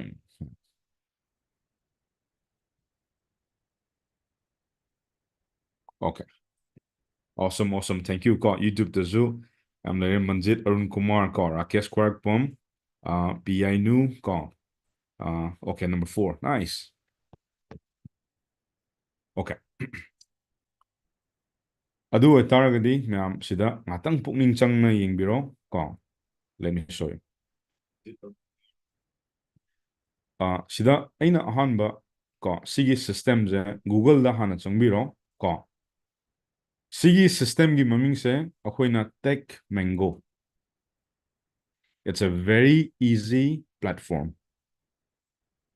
ꯈꯨꯗꯛꯇ ꯄ꯭ꯔꯗꯛ ꯁꯔꯚꯤꯁ ꯑꯗꯨꯝ ꯌꯣꯟꯕ ꯌꯥꯕ ꯁꯤꯁꯇꯦꯝꯅꯤꯀꯣ ꯕꯤꯒꯤꯅꯔꯁ ꯑꯃꯅ ꯈꯨꯗꯛꯇ ꯑꯗꯨꯝ ꯀꯣ ꯐ꯭ꯔꯤꯗ ꯁꯤꯖꯤꯟꯅꯕ ꯌꯥꯔꯦ ꯑꯅꯤꯗ ꯁꯤꯖꯤꯟꯅꯕ ꯌꯥꯔꯦ ꯀꯣ ꯅꯪꯅ ꯄꯩꯁꯥ ꯂꯩꯖ ꯇꯥꯔꯒꯗꯤ ꯄꯦꯗꯇꯨ ꯁꯤꯖꯤꯟꯅꯕꯤꯔꯣ ꯑꯍꯥꯟꯕꯒꯤꯗꯨꯅ ꯐ꯭ꯔꯤꯅꯤ ꯀꯣ ꯅꯍꯥꯟꯁꯨ ꯑꯩꯈꯣꯏ ꯑꯦꯀꯥꯎꯟ ꯍꯥꯡꯈ꯭ꯔꯦ ꯑꯗꯣ ꯑꯦꯀꯥꯎꯟꯁꯦ ꯑꯩꯅ ꯍꯟꯖꯟ ꯍꯟꯖꯟ ꯍꯥꯡ ꯇꯥꯔꯒꯗꯤ ꯌꯥꯔꯣꯏ ꯀꯣ ꯑꯗꯣ ꯁꯤꯒꯤ ꯄ꯭ꯂꯦꯠꯐꯣꯝꯁꯦ ꯃꯥꯏ ꯄ꯭ꯔꯥꯏꯁꯤꯡ ꯑꯗꯨꯝ ꯂꯩ ꯀꯣ ꯏꯁꯥꯅ ꯗꯤꯁꯥꯏꯠ ꯇꯧꯕꯤꯔꯣ ꯀꯣ ꯁꯤꯗ ꯐ꯭ꯔꯤ ꯍꯥꯏꯕ ꯑꯃꯒ ꯐ꯭रीडम ꯍꯥꯏꯕ ꯑꯃꯒ ꯑꯦꯟꯇꯔꯄ꯭ꯔꯥꯏꯁ ꯍꯥꯏꯕ ꯑꯃꯒ ꯂꯩꯀꯣ ꯑꯗꯣ ꯐ꯭ꯔꯤꯗ ꯅꯪꯅ ꯁꯥꯕ ꯌꯥꯏ ꯁꯤ ꯌꯦꯡꯉꯣꯕ ꯂꯦꯟꯗꯤꯡ ꯄꯦꯖ ꯕꯤꯜꯗꯔ ꯑꯃ ꯀꯣꯔꯁꯦꯁ ꯑꯦꯟ ꯁꯥꯔꯇꯤꯐꯤꯀꯦꯠ ꯑꯃ ꯁꯥꯕ ꯌꯥꯔꯦ ꯀꯝꯃ꯭ꯌꯨꯅꯤꯇꯤ ꯕꯤꯜ ꯇꯧꯕ ꯌꯥꯔꯦ ꯑꯗꯒꯤ ꯀꯝꯃ꯭ꯌꯨꯅꯤꯇꯤ ꯃꯌꯥꯝꯅ ꯅꯪꯉꯣꯟꯗ ꯃꯦꯁꯦꯖ ꯇꯥꯔꯛꯄ ꯌꯥꯔꯦ ꯁꯄꯣꯔꯠꯀꯤ ꯇꯥꯏꯞꯇ ꯏꯃꯦꯜ ꯑꯣꯇꯣꯃꯦꯁꯟ ꯇꯧꯕ ꯌꯥꯔꯦ ꯋꯥꯆꯦꯞ ꯑꯣꯇꯣꯃꯦꯁꯟ ꯇꯧꯕ ꯌꯥꯔꯦ ꯗꯦꯇꯥ ꯃꯥꯒꯤ ꯑꯦꯅꯥꯂꯤꯇꯤꯛꯁ ꯔꯤꯄꯣꯔꯠ ꯐꯖꯅ ꯌꯥꯔꯦ ꯅꯪꯒꯤ ꯑꯉꯥꯡꯈꯩꯅ ꯃꯣꯏꯁꯦ ꯐꯖꯅ ꯇꯝꯃꯤꯔꯥ ꯇꯝꯗ꯭ꯔꯤꯔꯥ ꯈꯗ꯭ꯔꯛ ꯃꯗ꯭ꯔꯛ ꯇꯧꯋꯤꯔꯥ ꯀꯣ ꯑꯦꯅꯥꯂꯤꯇꯤꯛꯁ ꯔꯤꯄꯣꯔꯠꯇ ꯂꯣꯏ ꯌꯦꯡꯕ ꯌꯥꯏ ꯑꯗꯒꯤ ꯄꯥꯏꯔꯁꯤ ꯇꯦꯀꯟ ꯗꯥꯎꯟ ꯀꯩꯒꯨꯝꯕ ꯃꯤꯅ ꯅꯪꯒꯤ ꯄ꯭ꯔꯥꯏꯚꯦꯠ ꯅꯍꯥꯟ ꯑꯉꯥꯡ ꯁꯤꯗ ꯑꯗꯨꯝ ꯍꯥꯏꯔꯒꯦꯀꯣ ꯌꯨꯇ꯭ꯌꯨꯕꯇ ꯑꯩꯈꯣꯏꯒꯤ ꯄꯥꯏꯔꯁꯤ ꯇꯧꯔꯛꯄ ꯃꯇꯝꯗ ꯈꯨꯗꯛꯇ ꯑꯗꯨꯝ ꯐꯥꯅꯤ ꯆꯦꯟꯕ ꯌꯥꯔꯣꯏ ꯀꯩꯒꯤꯅꯣ we use ꯀꯣ ꯄ꯭ꯂꯦꯠꯐꯣꯝ ꯁꯤꯒꯤ ꯄ꯭ꯂꯦꯠꯐꯣꯝꯗ ꯁꯤꯖꯤꯟꯅ ꯇꯥꯔꯒꯗꯤ ꯃꯤꯅ ꯍꯌꯦꯡꯋꯥꯏ ꯔꯦꯀꯣꯔꯗꯤꯡ ꯇꯧꯕ ꯑꯣꯏꯒꯦꯔꯥ ꯀꯣ ꯑꯩꯈꯣꯏꯒꯤ ꯄ꯭ꯔꯥꯏꯚꯦꯁꯤꯁꯤꯅ ꯄꯥꯏꯔꯁꯤ ꯇꯧꯔꯛꯀꯦ ꯑꯣꯏꯒꯦꯔꯥ ꯑꯩꯈꯣꯏꯒꯤ ꯀꯣꯄꯤ ꯑꯦꯅꯤꯊꯤꯡ ꯂꯩꯗꯅ ꯇꯧꯔꯛꯄ ꯃꯇꯝꯗ ꯏꯟꯇꯔꯅꯦꯠꯇ ꯍꯦꯛ ꯊꯥꯗꯣꯔꯛꯄ ꯃꯇꯝꯗ ꯑꯗꯨꯝ track ꯇꯧꯔꯛꯀꯅꯤꯕ this is very powerful ꯀꯣ ꯑꯗꯨꯒ ꯁꯤꯗ ꯀꯁꯇꯝ ꯗꯣꯃꯦꯟ ꯂꯤꯡ ꯀꯣ ꯁꯤꯒꯨꯝꯕꯁꯤꯗꯤ ꯁꯤꯗꯗꯤ ꯑꯃꯨꯛ ꯌꯥꯔꯣꯏ because this is a free version ꯑꯗꯨꯕꯨ ꯅꯪ ꯄ꯭ꯔꯗꯛ ꯁꯥꯔꯚꯤꯁꯦꯁꯁꯤ ꯌꯣꯟꯕ ꯌꯥꯔꯅꯤꯕ ꯉꯁꯤꯗꯒꯤ ꯑꯗꯣ ꯅꯪꯅ ꯄ꯭ꯔꯗꯛ ꯌꯣꯜꯂꯛꯄ ꯃꯇꯝꯗ ꯁꯤꯒꯤ ꯀꯝꯄꯅꯤ ꯇꯦꯛ ꯃꯦꯡꯒꯣ ꯍꯥꯏꯁꯦ ꯃꯥꯅꯅꯦ 10% ꯑꯃꯗꯤ ꯂꯧꯈ꯭ꯔꯅꯤꯕ ꯅꯪꯅ ꯂꯨꯄꯥ 100 ꯄꯤꯕ ꯑꯃ ꯌꯣꯟꯕ ꯃꯇꯝꯗ ꯂꯨꯄꯥ 10 ꯑꯃꯗꯤ ꯃꯣꯏꯗ ꯄꯤꯔꯝꯃꯅꯤ ꯀꯩꯒꯤꯅꯣ ꯅꯪꯅ ꯃꯤꯒꯤ ꯁꯤꯁꯇꯦꯝ ꯁꯤꯖꯤꯟꯅꯔꯨꯔꯕꯅꯤꯅ ꯌꯥꯔꯕ ꯑꯗꯣ ꯅꯪꯅ ꯁꯤꯗ ꯌꯣꯟꯕ ꯌꯥꯏꯁꯦ ꯑꯟꯂꯤꯃꯤꯇꯦꯠ ꯄ꯭ꯔꯗꯛ ꯌꯣꯟꯕ ꯌꯥꯔꯦ ꯅꯪꯅ ꯁꯤꯗ ꯏ ꯀꯃꯔꯁ ꯇꯧꯔꯁꯨ ꯌꯥꯔꯦ ꯀꯣ ꯐꯤꯖꯤꯀꯦꯜ ꯄ꯭ꯔꯗꯛ ꯌꯣꯜꯂꯁꯨ ꯌꯥꯔꯦ ꯑꯗꯩ ꯑꯃꯅ ꯀꯩ ꯌꯣꯟꯕ ꯌꯥꯔꯦ ꯗꯤꯖꯤꯇꯦꯜꯒꯤ ꯄ꯭ꯔꯗꯛ ꯅꯠꯇ꯭ꯔꯒ ꯁꯔꯚꯤꯁꯦꯁ ꯀꯣ ꯑꯗꯨꯃ ꯌꯣꯟꯕ ꯌꯥꯔꯦ ꯑꯗꯩ ꯅꯝꯕꯔ 2ꯗ ꯁ꯭ꯇꯨꯗꯦꯟ ꯀꯌꯥꯝ ꯍꯥꯞꯄ ꯌꯥꯏ ꯀꯁꯇꯃꯔ ꯀꯌꯥꯝ ꯍꯥꯞꯄ ꯌꯥꯏ ꯑꯟꯂꯤꯃꯤꯇꯦꯠꯇ ꯍꯥꯞꯄ ꯌꯥꯔꯦ ꯌꯥꯔꯕ ꯁꯦꯀꯦꯟ ꯑꯣꯐ ꯑꯣꯜ ꯂꯦꯟꯗꯤꯡ ꯄꯦꯖ ꯑꯅ ꯅꯪꯒꯤ ꯈ꯭ꯋꯥꯏꯗꯒꯤ ꯕꯤꯖꯤꯅꯦꯁꯇꯨꯒꯤ ꯊꯣꯡ ꯍꯥꯏꯇꯥꯔꯦꯅꯦ ꯃꯤꯅ ꯍꯦꯛ ꯆꯪꯉꯛꯄ ꯃꯇꯝꯗ ꯅꯪꯒꯤ ꯊꯣꯡ ꯅꯪꯒꯤ ꯕꯤꯖꯤꯅꯦꯁꯇꯨꯒꯤ ꯊꯣꯡ ꯍꯥꯡꯗꯣꯛꯅꯕꯗꯣ ꯐꯖꯕꯗꯣ ꯑꯗꯨ ꯁꯤꯗ ꯀꯌꯥ ꯁꯥꯕ ꯌꯥꯔꯦ ꯀꯣ ꯑꯟꯂꯤꯃꯤꯇꯦꯠ ꯁꯥꯕ ꯌꯥꯔꯦ ꯁ꯭ꯃꯣꯜ ꯋꯦꯕꯁꯥꯏꯠꯅꯤꯀꯣ ꯑꯗꯨꯒ ꯁꯤꯗ ꯀꯩꯅꯣ ꯄ꯭ꯔꯤ ꯕꯤꯜ ꯇꯦꯝꯄ꯭ꯂꯦꯠ ꯑꯩꯁꯨ ꯍꯣꯔꯦꯟ ꯅꯣꯏ ꯃꯥꯡꯅ ꯁꯤꯖꯤꯟꯅꯒꯦꯕ ꯁꯤꯁꯦ ꯄ꯭ꯔꯤ ꯕꯤꯜ ꯑꯣꯜꯔꯦꯗꯤ ꯕꯤꯜ ꯇꯧꯈ꯭ꯔꯕ just plug and play copy and paste minute 10ꯗ ꯁꯥꯗꯣꯏꯅꯤꯀꯣ ꯃꯤꯅꯤꯠ ꯀꯌꯥꯗ ꯁꯥꯁꯤꯒꯦ ꯃꯌꯥꯝ ꯂꯦꯟꯗꯤꯡ ꯄꯦꯖ ꯑꯃ how many minutes ꯃꯤꯅꯤꯠ 35 10 ꯀꯣ ꯁꯤꯗ ꯑꯗꯨꯝ ꯁꯥꯗꯣꯛꯑꯁꯦꯕ ꯑꯗꯩ ꯑꯃꯅ ꯀꯩꯅꯣ 10 emails credit free for every new users any new users ꯑꯃ ꯆꯪꯉꯛꯄ ꯃꯇꯝꯗ 10 ꯏꯃꯦꯜꯁꯀꯤ ꯀ꯭ꯔꯦꯗꯤꯠ ꯑꯃꯗꯤ ꯑꯗꯨꯝ ꯄꯤ ꯍꯥꯏꯕꯅꯦꯕ ꯏꯃꯦꯜ 10ꯗꯤ ꯊꯥꯕ ꯌꯥꯏ ꯍꯥꯏꯕꯅꯤꯗ ꯑꯗꯩ ꯑꯃꯅ ꯃꯥꯒꯤ ꯁ꯭ꯇꯣꯔꯦꯖꯅꯦꯕ ꯅꯉꯣꯟꯗ ꯄꯤꯔꯤꯁꯦ up to 20 gigabyte ꯀꯣ GB media uploaded ꯚꯤꯗꯤꯑꯣ ꯊꯥꯒꯠꯀꯦꯔꯥ ꯐꯣꯇꯣ ꯊꯥꯒꯠꯀꯦꯔꯥ ꯅꯪꯒꯤ ꯁ꯭ꯇꯣꯔꯦꯖ ꯑꯃ 20 GB storage ꯑꯃꯗꯤ ꯅꯪ ꯐꯪꯉꯦ ꯍꯥꯏꯕꯅꯦꯕ ꯑꯗꯣ ꯅꯣꯏꯅ ꯑꯗꯨꯝ ꯒꯨꯒꯜꯗ ꯆꯪꯉ ꯁꯤ ꯁꯥꯏꯟ ꯑꯞ ꯇꯧꯔꯣ ꯀꯣ ꯁꯤꯗ ꯁꯥꯏꯟ ꯑꯞꯁꯤꯗ ꯀ꯭ꯂꯤꯛ ꯇꯧꯔꯣ ꯀꯣ ꯀꯩꯁꯨ ꯌꯥꯝ ꯂꯨꯕ ꯅꯠꯇꯦ ꯁꯤꯗ ꯅꯍꯥꯛꯀꯤ ꯃꯤꯡ ꯏꯔꯣ ꯅꯍꯥꯛꯀꯤ ꯏꯃꯦꯜ ꯑꯦꯗ꯭ꯔꯦꯁ ꯏꯔꯣ ꯀꯣ ꯑꯗꯨꯒ ꯅꯪꯒꯤ ꯐꯣꯟ ꯅꯝꯕꯔ ꯑꯃ ꯏꯁꯜꯂꯣꯕ ꯑꯗꯨꯒ ꯁꯨꯃꯥꯏꯅ ꯒꯦꯠ ꯁ꯭ꯇꯥꯔꯇꯦꯗꯇ ꯀ꯭ꯂꯤꯛ ꯇꯛ ꯂꯥꯎ ꯇꯧꯔꯣ ꯑꯗꯨꯒ ꯅꯪ ꯁꯤ ꯎꯔꯅꯤꯕ ꯌꯥꯔꯕ ꯑꯗꯣ ꯑꯩꯒꯤꯗꯤ ꯁꯤꯁꯤꯗꯤ ꯀꯩꯅꯣꯅꯤ ꯄꯦꯠꯅꯤ ꯀꯣ ꯑꯗꯣ ꯅꯣꯏꯅ ꯑꯗꯨꯝ ꯐ꯭ꯔꯤꯗ ꯁꯤꯖꯤꯟꯅꯔꯁꯨ ꯌꯥꯏꯑꯕ ꯁꯨꯃꯥꯏꯅ ꯎꯔꯅꯤ ꯗꯦꯁꯕꯣꯔꯗꯇ ꯅꯪꯒꯤ ꯃꯤꯡ ꯎꯔꯅꯤ ꯋꯦꯜꯀꯝ ꯊꯣꯛꯆꯨꯝ ꯁꯨꯔꯃꯪꯒꯣꯜ ꯁꯤꯡ welcome your monetization journey on Asur starts here ꯍꯥꯏꯅ ꯍꯥꯏꯁꯦ ꯑꯍꯥꯟꯕꯗ ꯅꯪ create account ꯑꯣꯏꯈ꯭ꯔꯦꯀꯣ ꯑꯩꯗꯤ ꯂꯣꯏ ꯁꯥꯈꯤꯕꯩꯅꯤ ꯅꯪ create an account ꯂꯣꯏꯔꯝꯃꯅꯤ second set up your first offering we call it as a service ꯑꯩ ꯁꯔꯚꯤꯁ ꯑꯃ ꯌꯥꯝ ꯂꯥꯏꯅ ꯁꯥꯒꯦ ꯌꯦꯡꯉꯨꯀꯣꯁꯦ ꯁꯤꯗ ꯐꯖꯅ ꯐꯣꯀꯁ ꯇꯧꯔꯣ ꯃꯌꯥꯝ ꯀꯣ ꯀꯣ all of you type brand in the fridge ꯀꯣ BIF ꯅꯣꯏ ꯕ꯭ꯔꯦꯟ ꯀꯩꯅꯣ ꯉꯥꯛꯇꯪ ꯐ꯭ꯔꯤꯖꯇ ꯊꯝꯒꯦ ꯈꯤꯇꯪ ꯏꯪꯅꯀꯣ ꯌꯨꯇ꯭ꯌꯨꯕꯇꯁꯨ ꯏꯔꯣ ꯀꯣ I will buff on right now ꯀꯣ ꯅꯣꯏꯒꯤ ꯀꯩꯅꯣꯈꯩꯗꯣ ꯑꯩ ꯐ꯭ꯔꯤꯖꯇ ꯉꯥꯛꯇꯪ ꯊꯝꯒꯦ ꯕ꯭ꯔꯦꯟꯗꯣ ꯈꯔ ꯏꯪꯅ ꯂꯥꯏꯛ ꯇꯥꯛꯊꯔꯛꯀꯦꯕ Okay, thank you ꯀꯣ nice very nice very nice very nice thank you ꯍꯧꯔꯁꯤꯀꯣ ꯑꯗꯨꯗꯤ ꯁꯤꯗ ꯌꯦꯡꯉꯣ ꯁꯤꯗ ꯁꯔꯚꯤꯁꯦꯁ ꯑꯅ ꯁꯤꯁꯇꯦꯝ ꯁꯥꯕ ꯍꯧꯔꯛꯑꯕꯅꯤꯅ ꯃꯌꯥꯝ ꯁꯤꯗ ꯈꯤꯇꯪ ꯐꯣꯀꯁ ꯇꯧꯕꯤꯔꯣ ꯀꯣ ꯑꯗꯨꯒ ꯀꯣ ꯃꯤꯅꯤꯠ 10 ꯈꯛꯇꯪ ꯅꯪꯅ ꯁꯤꯗ ꯇꯧꯕ ꯃꯇꯝꯗ ꯄꯨꯟꯁꯤꯗ ꯀꯣ ꯅꯪ ꯋꯦꯕꯁꯥꯏꯠ ꯃꯆꯥ ꯑꯃ ꯁꯥꯕꯗꯤ ꯅꯪꯉꯣꯟꯗ ꯀꯩꯁꯨ ꯑꯣꯏꯔꯔꯣꯏ ꯀꯣ ꯀꯅꯥꯒꯨꯝꯕ ꯑꯃꯅꯗꯤ ꯁꯤꯒꯨꯝꯕꯗ ꯄꯩꯁꯥ ꯂꯧꯔꯝꯒꯅꯤ ꯕꯠ ꯀꯣ ꯑꯩꯈꯣꯏꯗꯤ ꯑꯩꯅ ꯐꯪꯉꯛꯇꯕ ꯃꯌꯥꯝꯗꯣ ꯅꯣꯏꯗ ꯑꯩꯅ ꯉꯝꯃꯤꯈꯩ ꯄꯤꯒꯦꯕ ꯑꯗꯨꯅ ꯁꯤꯗ ꯉꯥꯛꯇꯪ ꯐꯣꯀꯁ ꯇꯧꯕꯤꯔꯣ Okay, the first thing ꯀꯣ ꯑꯍꯥꯟꯕꯗ ꯍꯥꯟꯅ ꯊꯤꯑꯣꯔꯤ ꯃꯆꯥ ꯑꯃ ꯈꯪꯉꯣꯕ ꯑꯩ ꯁꯤ ꯄ꯭ꯔꯗꯛ ꯁꯦꯠ ꯑꯞ ꯇꯧꯗꯣꯏꯅꯦꯕ ꯅꯥꯎ I will create my product or ꯀꯔꯤ services ꯀꯣ services ꯌꯥꯔꯕ ꯑꯗꯣ ꯁꯤꯒꯤ ꯄ꯭ꯔꯗꯛ ꯅꯠꯇ꯭ꯔꯒ ꯁꯔꯚꯤꯁꯦꯁ ꯑꯩ ꯍꯧꯖꯤꯛ ꯍꯥꯞꯄꯛꯇꯣꯏꯅꯦꯕ ꯀꯗꯥꯏꯗ ꯁꯤꯁꯇꯦꯝꯗ ꯍꯥꯞꯄꯛꯇꯣꯏꯅꯦꯕ ꯅꯠꯇ꯭ꯔꯥ ꯀꯔꯝꯕ ꯁꯤꯁꯇꯦꯝꯗ ꯇꯦꯛ ꯃꯦꯡꯒꯣꯁꯤꯗ ꯍꯥꯞꯄꯛꯇꯣꯏꯅꯦꯕ ꯑꯩꯅ ꯇꯦꯛ ꯃꯦꯡꯒꯣꯗ ꯀꯩꯀꯩ ꯁꯤꯖꯤꯟꯅꯅꯤ ꯃꯥꯒꯤ ꯄ꯭ꯂꯦꯠꯐꯣꯝꯁꯨ ꯑꯃ ꯂꯩꯔꯦ ꯄꯦꯃꯦꯟꯒꯤ ꯒꯦꯠꯋꯦ ꯑꯃ ꯂꯩꯔꯦ ꯑꯗꯨꯒ ꯑꯣꯇꯣꯃꯦꯁꯟ ꯑꯃ ꯁꯤꯖꯤꯟꯅꯅꯤꯕ ꯑꯣꯇꯣꯃꯦꯇꯤꯛ ꯍꯥꯏꯕꯅꯤꯀꯣ ꯁꯤ ꯑꯣꯇꯣꯃꯦꯁꯟ ꯑꯣꯟꯊꯣꯛꯑꯁꯦꯕ ꯁꯨꯃꯥꯏꯅ ꯁꯤ ꯑꯃꯨꯛ ꯃꯊꯪ ꯈꯪꯉꯣ ꯑꯇꯩ ꯀꯩꯝ ꯂꯥꯝꯃꯨꯅꯨꯀꯣ ꯁꯤ ꯃꯌꯥꯝꯁꯦ ꯑꯝꯇ ꯀꯛꯊꯠꯀꯣ ꯀꯣꯛ ꯉꯥꯎꯅꯕꯅꯤ ꯀꯛꯊꯠꯀꯣ ꯁꯤ ꯃꯌꯥꯝꯁꯦ ꯀꯣ ꯏꯆꯝ ꯆꯝꯅ ꯑꯗꯨꯝ ꯌꯦꯡꯉꯣ ꯀꯣ ꯁꯤꯒꯤ ꯃꯦꯡꯒꯣꯁꯤꯗ ꯑꯩꯈꯣꯏꯅ ꯁꯤꯖꯤꯟꯅꯩꯁꯦ ꯄꯩꯁꯥ ꯀꯂꯦꯛ ꯇꯧꯕ ꯑꯃ ꯀꯣ ꯑꯣꯇꯣꯃꯦꯁꯟ ꯃꯆꯥ ꯑꯃ ꯂꯣꯏꯔꯦ ꯀꯣ ꯁꯦꯀꯦꯟꯗꯅ ꯅꯍꯥꯛꯀꯤ ꯉꯁꯥꯏꯒꯤ ꯄ꯭ꯔꯗꯛ ꯃꯌꯥꯝꯗꯣ ꯄ꯭ꯔꯗꯛ ꯑꯍꯨꯝ ꯑꯩꯅ ꯇꯧ ꯍꯥꯏꯕ꯭ꯔꯥ ꯑꯃꯅ ꯑꯔꯥꯏꯕ ꯑꯃ ꯑꯔꯥꯏꯕ ꯑꯍꯣꯡꯕ ꯑꯃ ꯃꯤꯗꯜ ꯑꯣꯏꯕ ꯑꯃ ꯑꯗꯩ ꯑꯃꯅ ꯀꯩꯅꯣ ꯈ꯭ꯋꯥꯏꯗꯒꯤ ꯇꯥꯡꯕ ꯑꯃ ꯂꯣꯏꯔꯦ ꯑꯗꯨꯗ ꯑꯗꯨ ꯑꯣꯏꯇꯥꯔꯒꯗꯤ ꯑꯩ ꯑꯍꯥꯟꯕꯩ ꯄ꯭ꯔꯗꯛꯁꯦ ꯍꯥꯞꯆꯤꯜꯂꯒꯦꯀꯣ ꯌꯥꯏꯗꯅ ꯃꯌꯥꯝ 7 days challenge ꯍꯥꯏꯁꯦ ꯀꯥꯏꯗ ꯍꯥꯞꯆꯟꯅꯤꯕ ꯇꯦꯛ ꯃꯦꯡꯒꯣꯗ ꯁꯤꯕꯨꯛꯇꯤ ꯒ꯭ꯌꯥꯟ ꯇꯥꯏꯗꯅ ꯁꯤ ꯀꯣꯄꯤ ꯇꯧꯔꯣ 7 days challenge ꯍꯥꯏꯅ ꯍꯥꯏꯁꯦ ꯀꯣ ꯑꯗꯨꯒ ꯇꯦꯛ ꯃꯦꯡꯒꯣꯗ ꯂꯥꯛꯑꯣ ꯁꯤꯗ ꯃꯨꯟꯅ ꯌꯦꯡꯉꯣ ꯁꯔꯚꯤꯁꯦꯁ ꯑꯅ ꯍꯥꯏꯁꯦ ꯁꯤꯗ ꯀ꯭ꯂꯤꯛ ꯇꯧꯔꯣ ꯑꯗꯨꯒ ꯁꯔꯚꯤꯁ ꯄꯦꯖ ꯑꯅ ꯂꯩꯕ꯭ꯔꯥ ꯁꯤꯗ ꯀꯣ ꯃꯨꯟꯅ ꯌꯦꯡꯉꯣ ꯍꯥꯟꯅ ꯃꯨꯟꯅ ꯐꯖꯅ ꯌꯦꯡꯉꯣ ꯍꯣꯔꯦꯟ ꯅꯣꯏ ꯑꯃꯨꯛ ꯄ꯭ꯔꯦꯛꯇꯤꯁ ꯇꯧ ꯌꯨꯇ꯭ꯌꯨꯕꯇ 50ꯔꯛ ꯌꯦꯡꯉꯁꯨ ꯌꯥꯔꯅꯤ ꯁꯤꯗ ꯌꯦꯡꯉꯧꯔꯣ ꯁꯔꯚꯤꯁ ꯄꯦꯖ ꯑꯅ ꯍꯥꯏꯁꯤꯗ ꯀ꯭ꯂꯤꯛ ꯇꯧꯔꯣ ꯀꯣ ꯑꯗꯨꯒ ꯃꯈꯥꯗ ꯌꯦꯡꯉꯣꯕ create blank service page ꯑꯅ ꯍꯥꯏꯗ꯭ꯔꯥ ꯀꯣ ꯁꯤꯗ ꯀ꯭ꯂꯤꯛ ꯇꯧꯔꯣ ꯀꯣ ꯑꯗꯨ ꯅꯠꯇꯕꯤꯗꯅꯦ ꯉꯥꯏꯈꯣ ꯁꯤꯗ direct ꯁꯥꯖꯜꯂꯛꯑꯅꯤ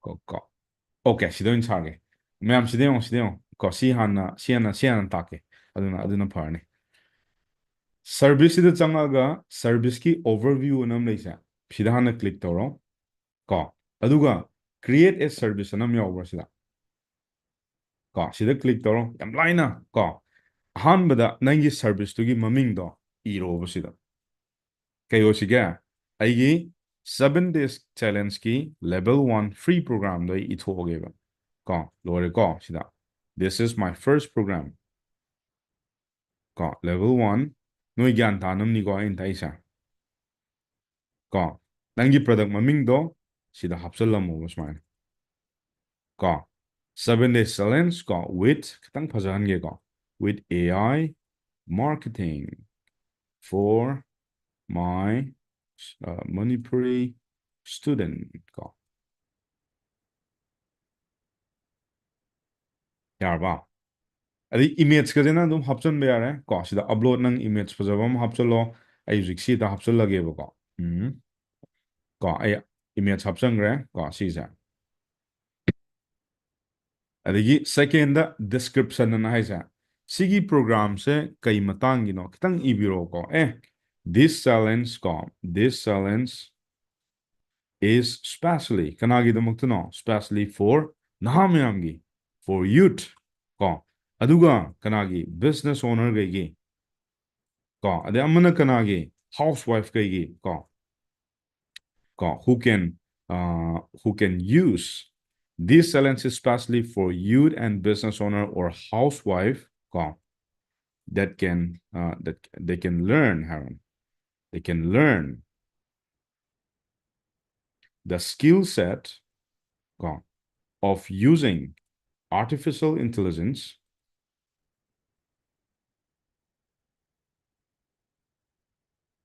and save lots of time and energy in whatever the patient which they have in order to do what they love. ꯃꯌꯥꯝ ꯑꯩ ꯁꯤ ꯁꯨꯝ ꯗꯦꯃꯣꯗ ꯁꯨꯝ ꯏꯁꯟꯕꯅꯤꯀꯣ ꯁꯤꯗ ꯑꯗꯨꯝ ꯐꯖꯅ ꯏꯕ ꯌꯥꯏꯑꯕ ꯀꯣ ꯑꯗꯒꯤ ꯑꯃꯨꯛ ꯍꯥꯏꯔꯣ ꯁꯤꯒꯤ ꯀꯩꯅꯣꯁꯦ ꯑꯥꯏꯗꯔ ꯅꯪꯁꯦ ꯐ꯭ꯔꯤ ꯁꯔꯚꯤꯁ ꯑꯣꯏꯅ ꯄꯤꯁꯤꯔꯥ ꯄꯩꯁꯥ ꯑꯣꯏꯅ ꯌꯣꯟꯁꯤꯔꯥ ꯑꯗꯒꯤ ꯁꯕꯁꯀ꯭ꯔꯤꯞꯁꯟ ꯃꯣꯗꯦꯜꯗ ꯌꯣꯟꯁꯤ ꯍꯥꯏꯕ ꯅꯪ ꯇꯧꯅꯤꯡꯕ ꯇꯧꯕ ꯌꯥꯏꯀꯣ ꯁꯨꯃꯥꯏꯅ ꯀꯣ ꯑꯗꯣ ꯑꯩꯗꯤ ꯐ꯭ꯔꯤꯗ ꯄꯤꯒꯟꯕꯅꯤꯅ ꯐ꯭ꯔꯤꯗ ꯑꯣꯏꯅ ꯄꯤꯊꯣꯛꯑꯒꯦꯀꯣ ꯀꯣ ꯅꯪ ꯑꯦꯅꯤ one-on-one ꯇꯥꯛꯀꯦ ꯍꯥꯏꯕ꯭ꯔꯥ ꯑꯗꯒꯤ ꯔꯤꯀꯔꯤꯡ ꯍꯥꯏꯗꯤ ꯊꯥ ꯈꯨꯗꯤꯡꯒꯤ ꯅꯪ ꯆꯥꯔꯖ ꯇꯧꯒꯦ ꯍꯥꯏꯕ꯭ꯔꯥ ꯑꯗꯒꯤ GST ꯏꯅꯦꯕꯜ ꯇꯧꯒꯦ ꯍꯥꯏꯕ꯭ꯔꯥ ꯅꯍꯥꯛꯀꯤꯁꯤꯗ GST ꯀꯩꯅꯣꯗꯣ ꯍꯥꯞꯆꯜꯂꯣꯕ ꯅꯪꯒꯤ GST ꯅꯪꯒꯤ ꯅꯝꯕꯔ ꯂꯩꯖ ꯇꯥꯔꯒꯗꯤ ꯀꯣ ꯑꯗꯣ ꯁꯤꯒꯨꯝꯕꯁꯦ ꯂꯩꯇ꯭ꯔꯒꯗꯤ ꯀꯩꯁꯨ ꯀꯥꯏꯗꯦ ꯑꯗꯨꯝ ꯊꯝꯃꯣ ꯑꯗꯒꯤ ꯑꯃꯅ ꯄ꯭ꯔꯥꯏꯁꯤꯡ ꯑꯅ ꯁꯤ ꯃꯈꯥꯗ ꯌꯦꯡꯉꯣꯕ allow user to pay what they want ꯍꯥꯏꯁꯦ ꯁꯤꯒꯨꯝꯕꯁꯦ ꯈꯟꯕꯤꯔꯝꯃꯣꯕ ꯁꯤꯅ ꯀꯩꯅꯣ ꯗꯥꯟ ꯇꯧꯕ ꯀꯥꯡꯕꯨꯒꯤ ꯃꯈꯥꯏ ꯑꯃꯁꯨ ꯌꯥꯔꯦ ꯂꯨꯄꯥ ꯑꯃ ꯊꯤꯍꯜꯂꯁꯨ ꯌꯥꯔꯦ ꯌꯣꯟꯕꯒꯁꯦ ꯌꯥꯝ ꯀꯥꯞꯅ ꯌꯣꯟꯗ꯭ꯔꯣ ꯅꯪ ꯊꯤꯅꯤꯡꯕ ꯊꯤꯔꯣ ꯀꯣ ꯂꯨꯄꯥ ꯑꯃ ꯊꯤꯒꯦ ꯍꯥꯏꯕ꯭ꯔꯥ ꯃꯈꯥꯏ ꯑꯃ ꯊꯤꯒꯦ ꯍꯥꯏꯕ꯭ꯔꯥ ꯀꯣ ꯃꯥꯏ ꯐ꯭ꯔꯦꯟ ꯁꯤꯒꯨꯝꯕꯁꯤꯗꯤ ꯃꯅꯤꯄꯨꯔꯗꯗꯤ ꯂꯩꯔꯝꯃꯔꯣꯏ ꯀꯣ learn this kind of stuff ꯀꯣ ꯁꯤꯃ ꯇꯧꯔꯣ ꯑꯗꯒꯤꯅꯦ ꯄꯩꯁꯥꯁꯦ ꯀꯌꯥ ꯍꯥꯞꯁꯤꯒꯦ ꯑꯍꯥꯟꯕꯩ ꯄ꯭ꯔꯣꯒ꯭ꯔꯥꯝꯁꯦ ꯂꯨꯄꯥ ꯀꯌꯥ ꯑꯣꯟꯁꯤꯒꯦ ꯂꯦꯠꯁ ꯁꯦ 4999 ꯍꯥꯏꯔꯁꯦꯕ ꯁꯤꯗ ꯌꯥꯝ ꯐꯖꯕ ꯑꯃ ꯂꯩꯀꯣ ꯃꯨꯟꯅ ꯌꯦꯡꯉꯣ ꯅꯪꯒꯤ ꯁꯤꯒꯤ ꯄ꯭ꯔꯣꯒ꯭ꯔꯥꯝ ꯅꯪꯅ ꯍꯧꯖꯤꯛ ꯁꯥꯕꯁꯦ ꯏꯟꯇꯔꯅꯦꯁꯅꯦꯜ ꯄ꯭ꯂꯦꯠꯐꯣꯝꯗ ꯌꯣꯟꯒꯦ ꯍꯥꯏꯇꯥꯔꯁꯨ US$ ꯂꯩꯖꯦ USDꯗ ꯍꯧꯖꯤꯛ ꯑꯩꯈꯣꯏꯅ ꯏꯟꯗꯤꯌꯥꯒꯤ ꯔꯨꯄꯤꯁꯇ ꯂꯨꯄꯥ 4,999 ꯀꯣ 4,999 ꯍꯥꯏꯇꯥꯔꯦꯅꯦ ꯁꯤꯒꯤꯁꯦ ꯑꯩꯈꯣꯏꯅ US$ꯒꯤ ꯍꯧꯖꯤꯛ ꯃꯥꯔꯀꯦꯠꯇ $59.99 ꯍꯧꯖꯤꯛ ꯄꯤꯁꯦ ꯑꯗꯒꯤ ꯑꯃꯅ ꯌꯨꯔꯣꯗ ꯍꯧꯖꯤꯛ ꯀꯌꯥ ꯄꯤ 55.99 ꯌꯥꯔꯕ ꯑꯗꯨꯒ ꯑꯃꯨꯛ ꯌꯦꯡꯉꯣ ꯄ꯭ꯂꯦꯠꯐꯣꯝꯒꯤ ꯀꯃꯤꯁꯟ ꯀꯌꯥ ꯀꯛꯑꯦ 5% ꯑꯃ ꯀꯛꯑꯦꯕ ꯀꯛꯇ꯭ꯔꯥ ꯑꯗꯨꯒ ꯅꯪꯅ ꯐꯪꯗꯣꯏꯁꯤ ꯀꯌꯥꯅꯣ ꯅꯪꯅ ꯂꯨꯄꯥ 5,000 ꯄꯤꯕ ꯄ꯭ꯔꯗꯛ ꯑꯃ ꯌꯣꯟꯕ ꯃꯇꯝꯗ ꯅꯪꯅ ꯐꯪꯍꯧꯗꯣꯏ ꯄꯩꯁꯥꯁꯦ ꯁꯤꯅꯦ ꯍꯥꯏꯕꯅꯦꯕ ꯀ꯭ꯂꯤꯌꯔ ꯑꯣꯏꯗ꯭ꯔꯥ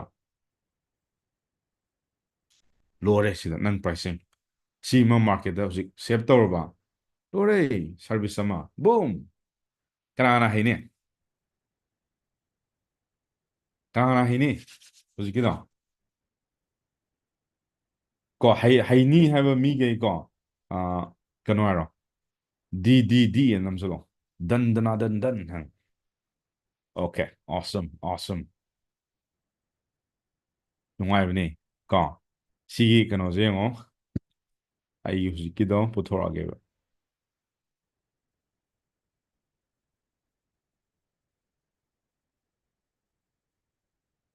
ꯀꯣ ꯁꯤꯁꯤꯅꯦꯕ ꯑꯩꯅ 499 ꯁꯥꯕꯗꯣ ꯅꯠꯇ꯭ꯔꯥ ꯁꯤꯒꯤ ꯁꯔꯚꯤꯁ ꯄꯦꯖ ꯑꯩ ꯀꯣꯄꯤ ꯇꯧꯔꯒꯦ ꯑꯗꯨꯒ ꯁꯨꯃꯥꯏꯅ ꯇꯧꯔꯣꯕ ꯊꯣꯛꯂꯛꯄ꯭ꯔꯥ ꯂꯣꯏꯈ꯭ꯔꯦ ꯂꯨꯕ꯭ꯔꯅꯦ ꯍꯧꯖꯤꯛꯀꯤꯗꯨꯕꯣ ꯂꯨꯕ꯭ꯔꯣ ꯀꯣ ꯅꯣꯏ ꯀꯣꯃꯦꯟꯇ ꯅꯣꯏ ꯖꯨꯝꯗꯩ ꯊꯥꯔꯛꯀꯦꯕ ꯌꯦꯡꯉꯨꯀꯣ ꯅꯣꯏ ꯑꯁ ꯅꯍꯥꯟꯗꯩ ꯑꯁ ꯗꯤꯖꯥꯏꯟ ꯍꯩꯇꯦ ꯑꯗꯨ ꯍꯩꯇꯦ ꯑꯗꯥ ꯍꯩꯇꯦ is this looks professional or no ꯈꯨꯗꯛꯇ ꯌꯣꯟ ꯌꯥꯔꯕꯅꯤ ꯁꯤꯁꯦ ꯊꯨꯗ꯭ꯔꯥ ꯑꯩ ꯍꯧꯖꯤꯛꯀꯤ ꯖꯨꯝꯒꯤ ꯂꯤꯡꯛꯇꯨꯗ ꯆꯪꯉꯣ ꯅꯪ ꯍꯧꯖꯤꯛ ꯄꯦꯃꯦꯟ ꯑꯗꯨꯝ ꯊꯤ ꯌꯥꯔꯕꯅꯦ ꯊꯤꯖꯤꯜꯂꯛꯀꯅꯤ ꯊꯤꯔꯛꯀꯅꯨ ꯀꯣ this is just a demo ꯀꯣ ꯄꯩꯁꯥ ꯊꯤꯔꯛꯑꯣ ꯍꯥꯏꯕ ꯅꯠꯇꯦ ꯁꯥꯕ ꯌꯥꯏ ꯂꯥꯏꯚ ꯆꯠꯄ ꯌꯥꯔꯦ ꯑꯗꯨ ꯎꯠꯄ ꯋꯥꯅꯦꯕ ꯈꯨꯗꯛꯇ ꯁꯤꯗ ꯊꯥ 3 ꯆꯪꯒꯗ꯭ꯔꯥ ꯁꯤ ꯇꯝꯕꯗ ꯑꯦꯅꯤ ꯄ꯭ꯔꯗꯛ ꯑꯃ ꯃꯥꯔꯀꯦꯠꯇ ꯁꯠ ꯂꯥꯎ ꯌꯣꯟꯕ ꯋꯥꯅꯦ ꯁꯤ ꯌꯦꯡꯉꯣ ꯀꯣ ꯄꯩꯁꯥ ꯊꯤꯒꯦ ꯁꯤ ꯑꯗꯨꯝ ꯆꯪꯉꯛꯑꯒ ꯑꯩꯗꯨꯗꯤ ꯂꯩꯕ ꯌꯥꯔꯔꯣꯏ ꯀꯩꯒꯤꯅꯣ ꯑꯩꯒꯤ ꯑꯣꯟ ꯁꯔꯚꯤꯁ ꯑꯣꯏꯕꯅꯤ ꯏꯁꯥꯅ ꯑꯃꯨꯛ ꯂꯩꯖꯔꯗꯤ ꯐꯔꯛ ꯇꯥꯏꯀꯣ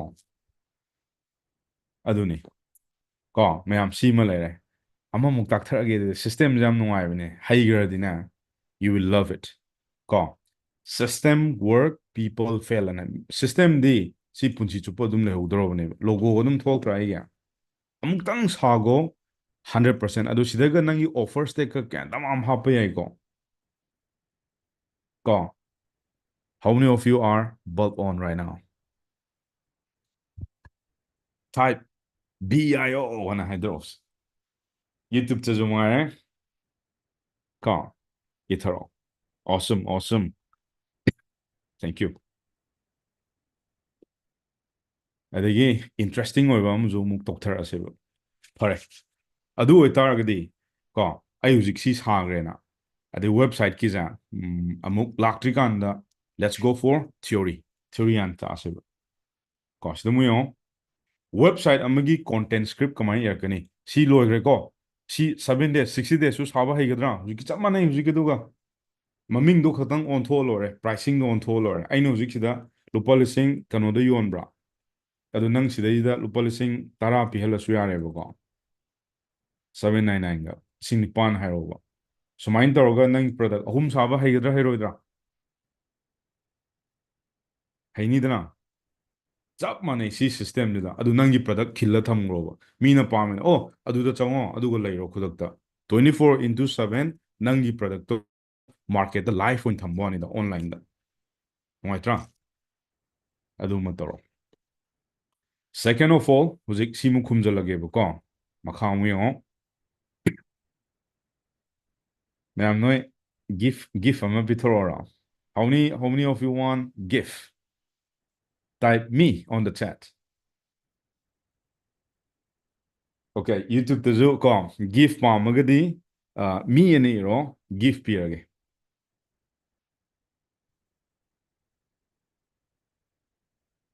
awesome ꯁꯤ ꯁꯥꯕ ꯌꯥꯝ ꯂꯥꯏ ꯀꯣ ꯁꯨꯃꯥꯏꯅ ꯁꯤꯗꯒꯤ ꯁꯔꯚꯤꯁ ꯆꯪꯉꯣ ꯑꯣꯚꯔꯚꯤꯌꯨ ꯆꯪꯉ ꯀ꯭ꯔꯦꯠ ꯁꯔꯚꯤꯁ ꯇꯧꯔꯣ ꯃꯃꯤꯡꯗꯣ ꯍꯥꯞꯆꯜꯂꯣ ꯂꯦꯚꯦꯜ 2 ꯑꯃꯨꯛ ꯍꯥꯞꯆꯜꯂꯣ ꯀꯣ ꯑꯗꯨ ꯂꯦꯚꯦꯜ 2 ꯍꯥꯞꯄ ꯁꯤ ꯑꯗꯨꯝ ꯊꯣꯛꯂꯛꯏꯁꯦ ꯁꯥꯏꯠꯇ ꯐꯣꯟꯗ ꯑꯗꯩ ꯁꯤꯗ ꯅꯪ ꯖꯔ ꯂꯥꯎ ꯍꯥꯞꯆꯜꯂꯣ ꯀꯣ ꯑꯗꯨꯒ ꯄꯩꯁꯥ ꯃꯁꯤꯡꯗꯣ ꯍꯥꯞꯆꯜꯂꯣ ꯂꯨꯄꯥ ꯂꯤꯁꯤꯡ 9 9 ꯀꯣ ꯅꯪꯅ ꯄꯤꯅꯤꯡꯕꯗꯣ ꯁꯦꯞ ꯇꯧꯔꯣ ꯂꯣꯏꯔꯦ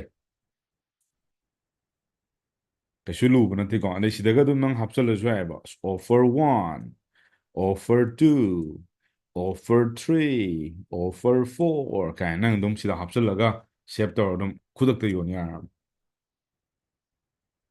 ꯁꯤꯗ ꯅꯪꯒꯤ ꯕ꯭ꯔꯦꯟ ꯆꯪꯕ꯭ꯔꯣ ꯑꯗꯨꯏꯅꯦ ꯉꯁꯥꯏ ꯅꯪꯒꯤ ꯕ꯭ꯔꯦꯟ ꯑꯩꯅ ꯐ꯭ꯔꯤꯖꯇ ꯊꯝꯃꯤꯗꯣ ꯉꯥꯎꯗꯅꯕ ꯀꯣ ꯁꯤ ꯑꯗꯨꯝ ꯁꯦꯞ ꯇꯧꯔ ꯑꯗꯨꯝ ꯌꯥꯔꯕꯅꯦ ꯑꯣꯀꯦ ꯑꯗꯨ ꯑꯣꯏꯇꯥꯔꯒꯗꯤ ꯀꯣ ꯁꯤꯗꯩꯁꯤꯗ ꯑꯩꯅ ꯍꯧꯖꯤꯛ ꯑꯥꯁꯨꯔꯗꯒꯤꯅꯦ ꯀꯣ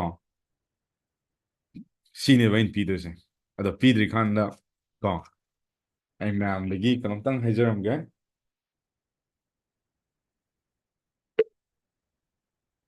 everyone ꯀꯣ ꯃꯅꯤꯄꯨꯔꯗ ꯂꯩꯕꯤꯔꯤꯕ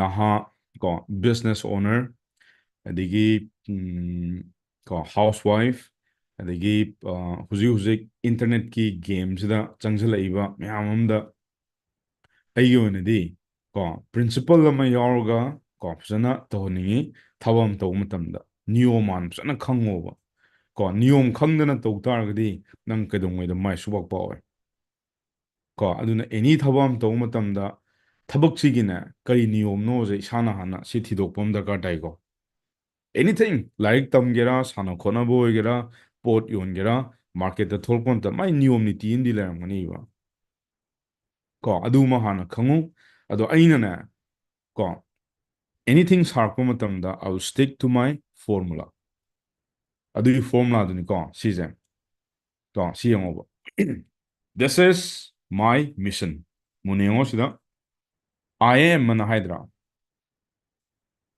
I am a name nangi mingdo hapoba the founder of the community name Asur Academy where I'm on a mission to help you 100,000 youth to teach you the modern new way of education to develop your skill set so that you can fulfill your future needs so that you can use my 7 days AI marketing system si mayamse ai noida magic torke hoje AI sinaraga I have a VIP fast startup bundle where I give my three things guys mayam magic hoge arbo hoge 1 2 3 go ꯍꯧꯔꯛꯑꯒꯦꯀꯣ ꯌꯦꯡꯉꯣ ꯁꯤꯗ ꯅꯃꯥꯟꯅꯕ ꯂꯥꯏꯔꯤꯛ ꯌꯥꯝ ꯍꯩꯕ ꯑꯃ ꯂꯩꯕꯗꯣ ꯇꯥꯛ ꯂꯥꯎ ꯆꯪꯉꯣ ꯑꯩꯅ ꯇꯧꯕꯗꯤ ꯌꯥꯝ ꯂꯥꯏꯕ ꯃꯥꯟꯕꯅꯤꯀꯣ ꯍꯣꯏ ꯅꯁꯥꯅ ꯑꯃꯨꯛ ꯇꯧ ꯔꯤꯚꯤꯖꯟ ꯇꯧ ꯌꯨꯇ꯭ꯌꯨꯕꯇ ꯑꯗꯨꯝ ꯌꯦꯡꯉꯨ ꯌꯥꯝ ꯇꯞꯅ ꯇꯥꯛꯀꯦ ꯑꯩ ꯀꯩꯝ ꯁꯤꯟꯅꯔꯣꯏ ꯁꯤꯗ ꯑꯗꯨꯒ ꯍꯣꯔꯦꯟ ꯄ꯭ꯔꯦꯛꯇꯤꯁ ꯇꯧ ꯃꯨꯟꯅ ꯌꯦꯡꯉꯨꯀꯣ ꯁꯤꯗ ꯃꯨꯟꯅ ꯌꯦꯡꯗ꯭ꯔꯒꯗꯤ ꯈꯪꯉꯔꯣꯏ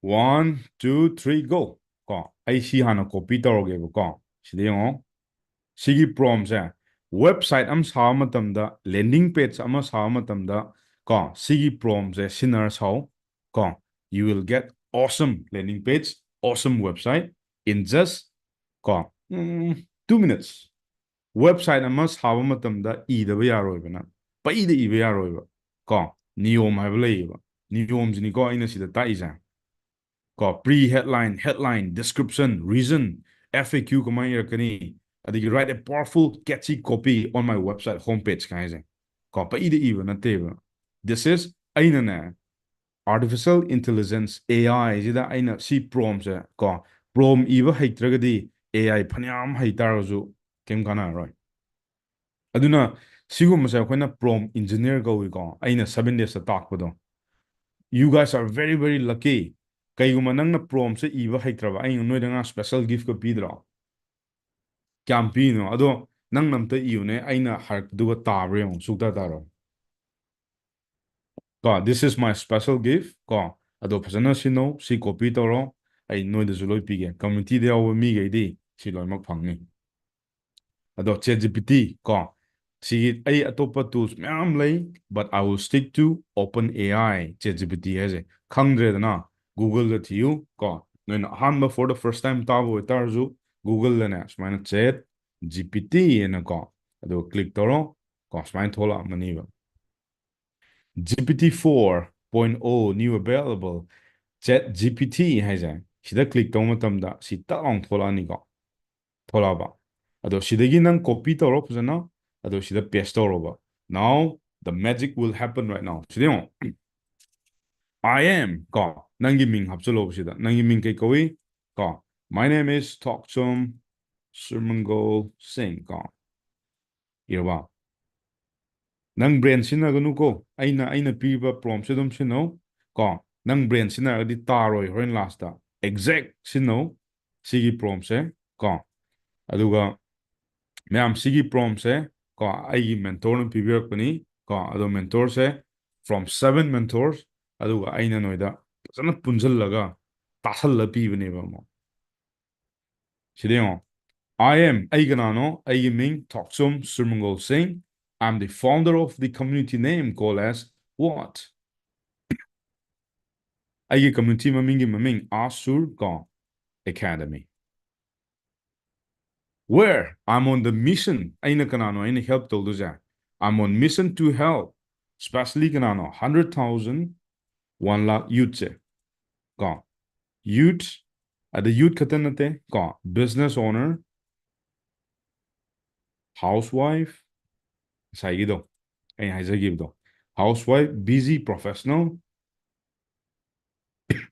to develop to develop their skill set by using ko smart hair I'm on a mission to 100,000 youth ko business owner, housewife, the busy professional to develop their skill set so that they can fulfill their future needs ko target market hub kre we achieve ko achieve goal jo hub kre ko achieve ko future needs the goal sida financial freedom okay achieve ko aduga si system man haisa systems na nangi asagi program ming do hapchaloba nang programming do kai kawi 7 days ko 7 days ko AI marketing challenge for my student of Manipur yarba the si system de mulokto possible hi my name is Thokchom Surmangol Singh, founder of the community name Asur Academy, where I'm on a mission to help you, God. Mission to help you, 100,000 youth, business owner, housewife, busy professional, God, to develop their skill set so that they can fulfill their future needs. God, achieve goals. Using my system, using my system, using my system, 7 days AI marketing challenge for my student of Manipur. I have a VIP fast start bundle where I'm giving three things. A free webinar and pitova. Free, let's say, webinar free coaching program the title je kaino ai webinar dugi si copy toroba ai coaching program hai dan si title je si da komo si da boom do ko in Manipur adagi a free one-to-one consultation worth rupees 5,999 to help sina kai problem solve tog dino moyi skill do hingatna to develop their skill set so that they can future their needs.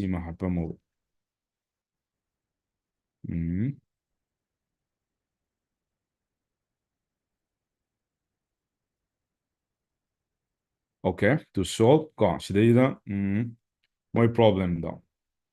To develop their skill set so that they can fulfill their future needs using artificial intelligence. So that they can help their families, their loved ones,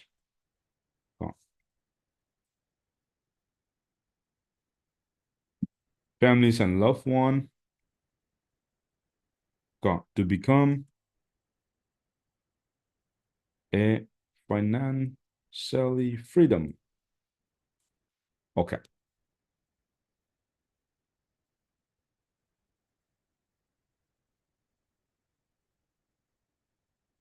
Okay. Aduga private social network access to get a support sima yare. Aduga sidane nangi value hapam over. I want to attract only those I value me ibra because I want freedom. I value number one second I want freedom. Number two, I want okay siga. Aina khara pamjaba hai taragadi serving community serving communities and the key the value one the freedom mama serving communities ama adigi last the amaga option seva amasina kano har seva freedom serving communities adigi last the ama haisalasine financial freedom sim hapsalase ado sigi values di nangna pamjaba hum hapo ꯂꯩꯔꯦ write a powerful ꯀꯣ ꯁꯤ ꯀꯔꯤꯝꯇ ꯌꯦꯡꯉꯨꯔꯅꯣꯕ ꯑꯗꯨꯒ ꯁꯤꯗ ꯑꯃꯨꯛ ꯀꯣ ꯁꯤꯒꯤ pre headline ꯂꯩꯔꯦ ꯀꯣ ꯑꯗꯒꯤ ꯃꯊꯪꯗ ꯀꯩꯅꯣ headline ꯀꯣ ꯁꯤꯒꯨꯝꯕ ꯃꯌꯥꯝꯁꯦ ꯅꯪ ꯑꯝꯇ ꯏꯔꯣꯏꯕ ꯋꯦꯕꯁꯥꯏꯠ ꯑꯝꯗ ꯀꯣ headline pre headline ꯌꯥꯎꯔꯛꯀꯅꯤ ꯑꯗꯒꯤ headline yawrokani, description yawrokani, 6 reasons why people need to join to this community, headline and short description, 9 target groups in simple bullet points ko about me ko ayi maramda, my mission based on my experience ko ayi mission haidarage. Data number 1 ko in the year of 2021 I was awarded as Hall of Fame by my mentor Siddharth Rasekhar, which I earned $10,000 USD from my international client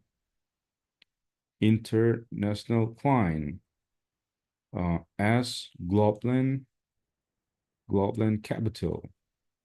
In data number 1 adigi data number 2 data number 2 da mo harageba I also built my family house and I cracked my first milestone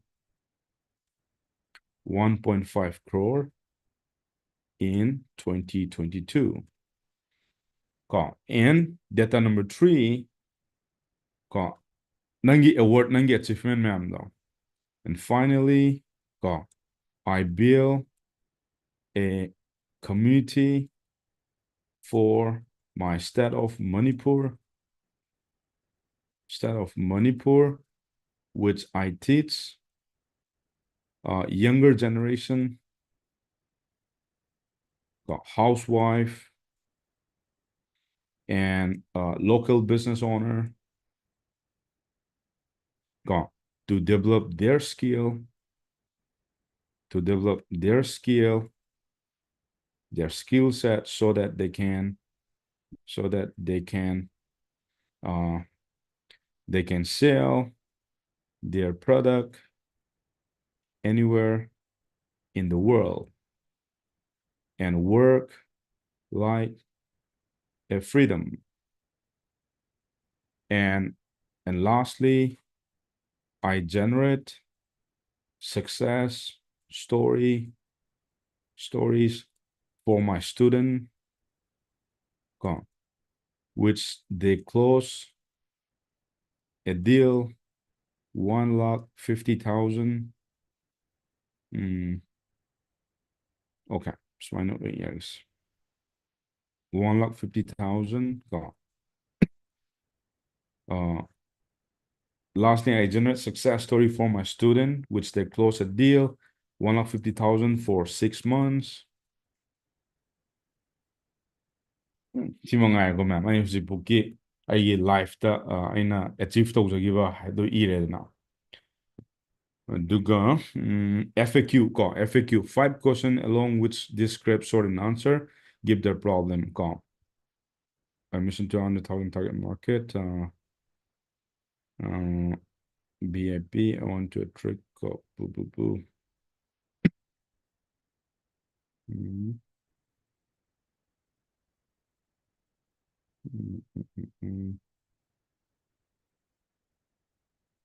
Ma'am I kitang kano tawre sida ina hapodre pre headline makada about silare financial freedom silare pre FAQ simtang oops ngako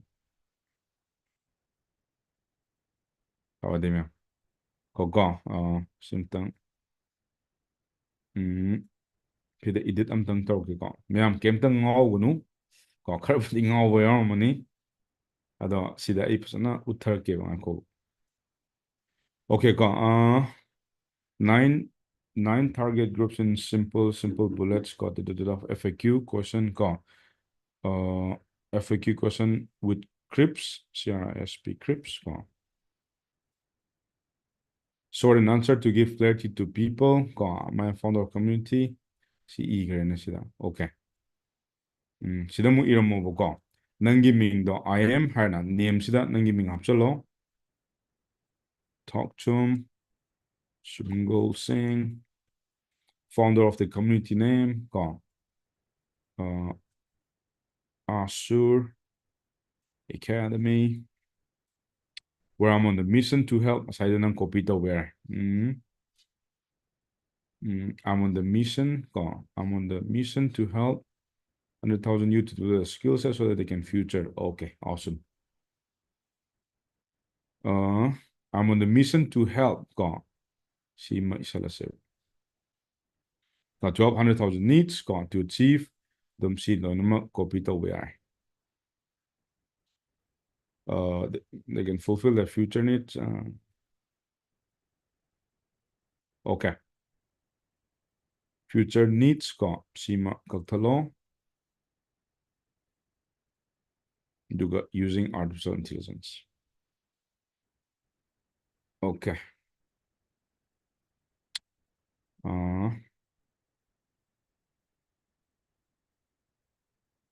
ꯑꯩ ꯃꯌꯥꯝ ꯑꯝꯇꯪꯒ ꯇꯧꯔꯛꯀꯦꯀꯣ ꯅꯣꯏ ꯐꯖꯅ ꯉꯥꯎꯗꯧ ꯃꯥꯜꯂꯦ ꯀꯣ ꯑꯩ ꯈꯤꯇꯪ ꯁꯣꯏꯈ꯭ꯔꯦ ꯍꯧꯖꯤꯛꯀꯤꯗꯣ ꯃꯌꯥꯝ ꯑꯩꯁꯨ ꯁꯣꯏꯀꯣ because I'm doing live ꯑꯗꯣ ꯀꯩꯝ ꯀꯥꯏꯗꯦ ꯑꯩꯁꯨ ꯁꯣꯏꯈ꯭ꯔꯦ ꯍꯧꯖꯤꯛꯀꯤꯗꯣ ꯀꯣ ꯁꯤꯒꯤ ꯄ꯭ꯔꯣꯝꯁꯦ ꯑꯝꯇꯪꯒ ꯀꯣꯄꯤ ꯇꯧꯒꯦꯕ ꯌꯦꯡꯉꯨꯀꯣ ꯑꯩ ꯑꯗꯨꯒ ꯄꯦꯁ ꯇꯧꯔꯛꯀꯦꯕ ꯁꯤꯗ ChatGPTꯁꯨ ꯉꯥꯎꯈꯠꯂꯛꯇꯅ ꯃꯀꯣꯛ ꯍꯜꯂꯛꯏꯁꯦ ꯃꯀꯣꯛꯇꯒꯤ ꯎꯔꯕ ꯇꯛ ꯂꯥꯎ ꯃꯥꯡꯈ꯭ꯔꯤꯗꯣ ꯁꯤ ꯄꯦꯁ ꯇꯧꯔꯦꯅ ꯁꯤ ꯄꯦꯁ ꯇꯧꯔꯒ ꯌꯦꯡꯉꯣꯕ I am ꯍꯥꯏꯁꯤꯗ ꯅꯪꯒꯤ ꯃꯤꯡꯗꯣ ꯍꯥꯞꯆꯜꯂꯣꯕ ꯁꯤꯗ I am ꯍꯥꯏꯔꯒ ꯁꯤꯗ ꯃꯨꯟꯅ ꯌꯦꯡꯉꯣ ꯃꯌꯥꯝ Thokchom ꯑꯩꯒꯤ ꯃꯤꯡꯁꯦ ꯏꯔꯒꯦ Surmangol Singh founder of the community name sida nangi community mamingdo hapchalo aigina Asur Academy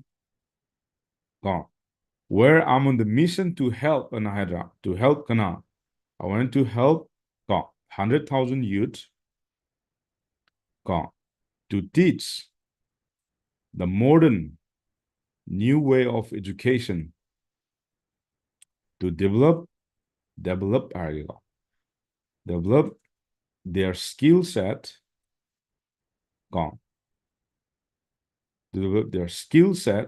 so that they can fulfill their future needs.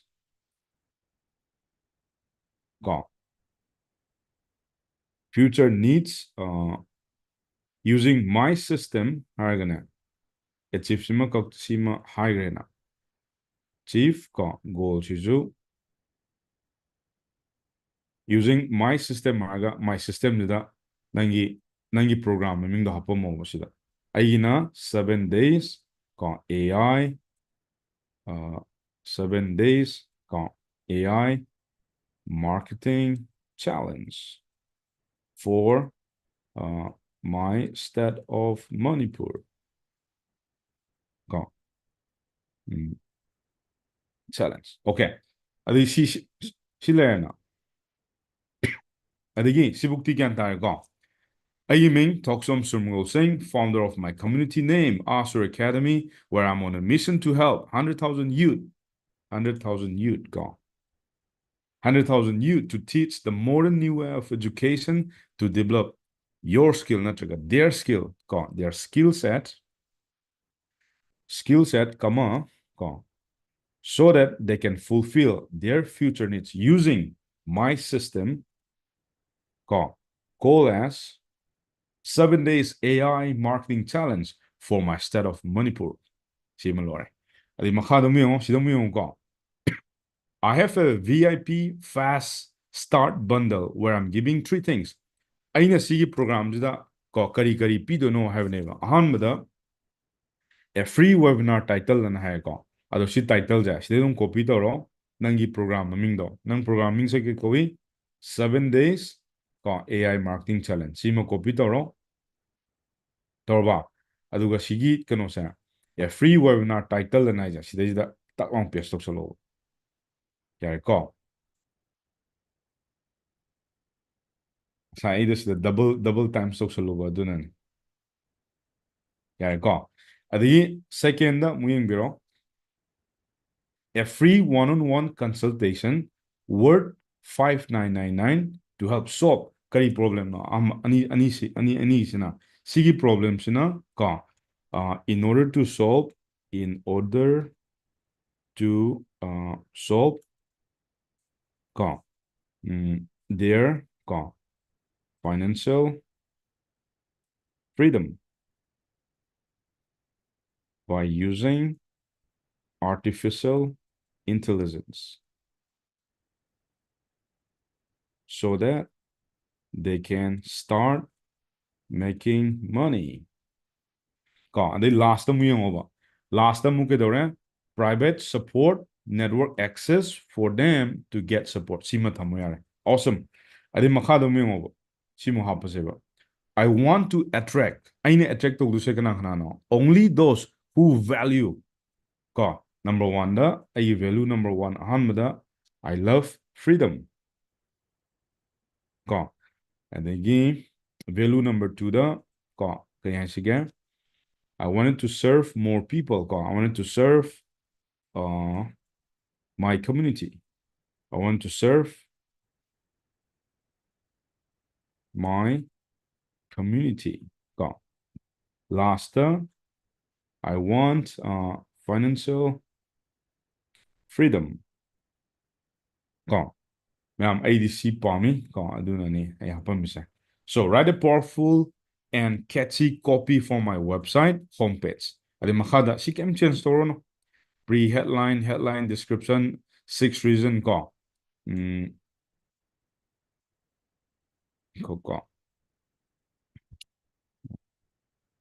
Pre-headline description under 50 words, 6 reasons why people need to join this community. Headline and short description, 9 targets in group ko. About me, my mission, that's all my experience.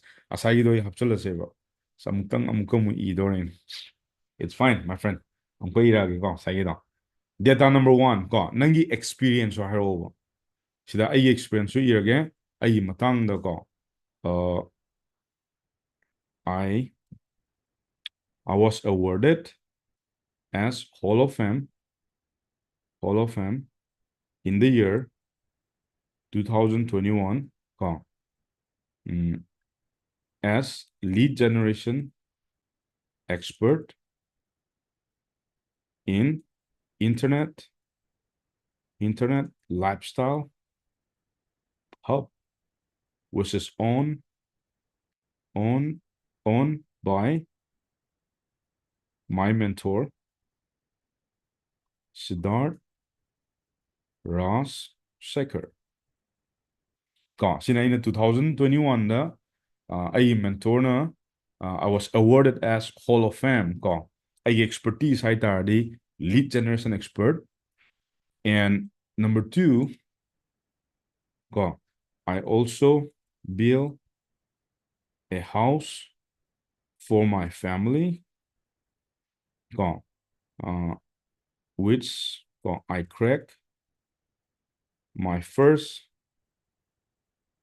milestone 1.5 crore in 2022. Number 3, finally, I built a community or my tribe called as Funnel Architect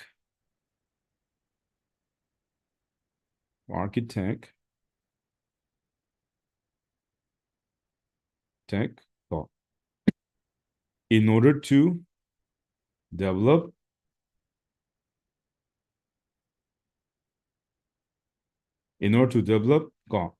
their skill set by using my 5 pillar of success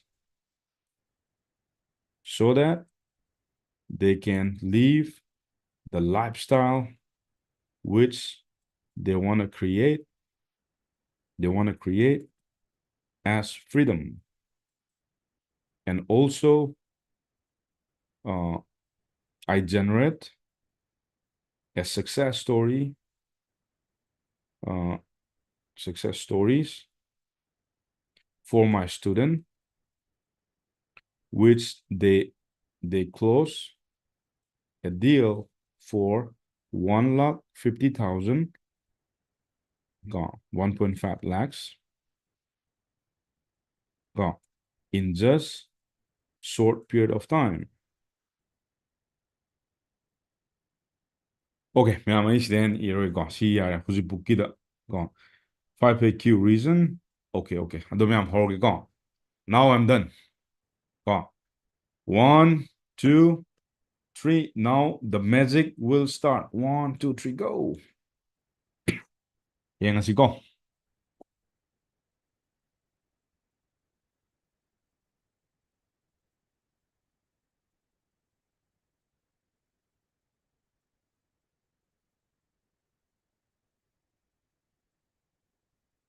Yang ngasih jadi kayak melengak training.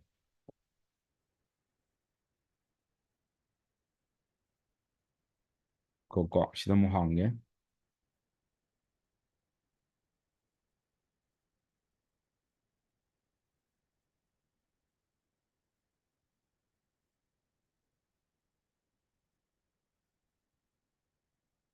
Okay, yare go.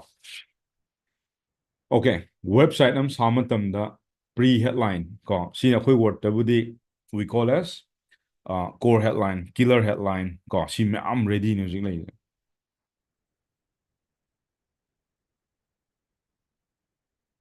Complete ni ko ma'am. Ay music ulag to jam. Website just harage no mangda. Ay mission nga zilo ibrak ba. Na. FAQ was that. This is the magic man. Ko. Si pro me all na yaro. Ko nang na huzi iyo matam na. Ko nang numinini humni chang ni si irak pa matam na. Ko si pa ida iba na te. Ko si prom the scenario pa niba. Nangi ming hapsalo sida. Nangi community maming hapsalo. Nangi mission hapsalo. Ko nang na achieve nang na pamjari ba nangi goal nang na solve to ba adu hapsalo. Nang kari program yon dono hapsalo system aize. Adigi nangi program dugi title hapsalo ko nangna kai problem solve tawduno adugi program duda amuka mu hapo aduga sidayida nangi value hapo ba what do you want automation fine you want freedom fine you want financial freedom you want to serve community sida nangi value me am hapo mo adu hapo matungda sida mo nangi experience hapo mo ba nangi punsida nang kai achieve tawgra ko beginners na kem tawdru kainde ko ado aiga nanga compare tawbudi yaro my friend I have been working this for the last 8 years. Ko tham de ta si ko nang na hujik ko tawpa matam da kitang wani aduna hana psana tambam da karta. This is an education I'm giving you right now for free. Ko sida data number 1, your success story. Data number 2, what do you really got in your life? Ko number 3, your latest success story. Ko ai success story me am sida loi haptar idam. Okay, see there. Adu oitaragadi. Now, the interesting thing. Now, on the website, I copy lo ilay landing page, I copy leba. Adu di. Hoji mo sado si go. Yarba me. Website har zero. Okay.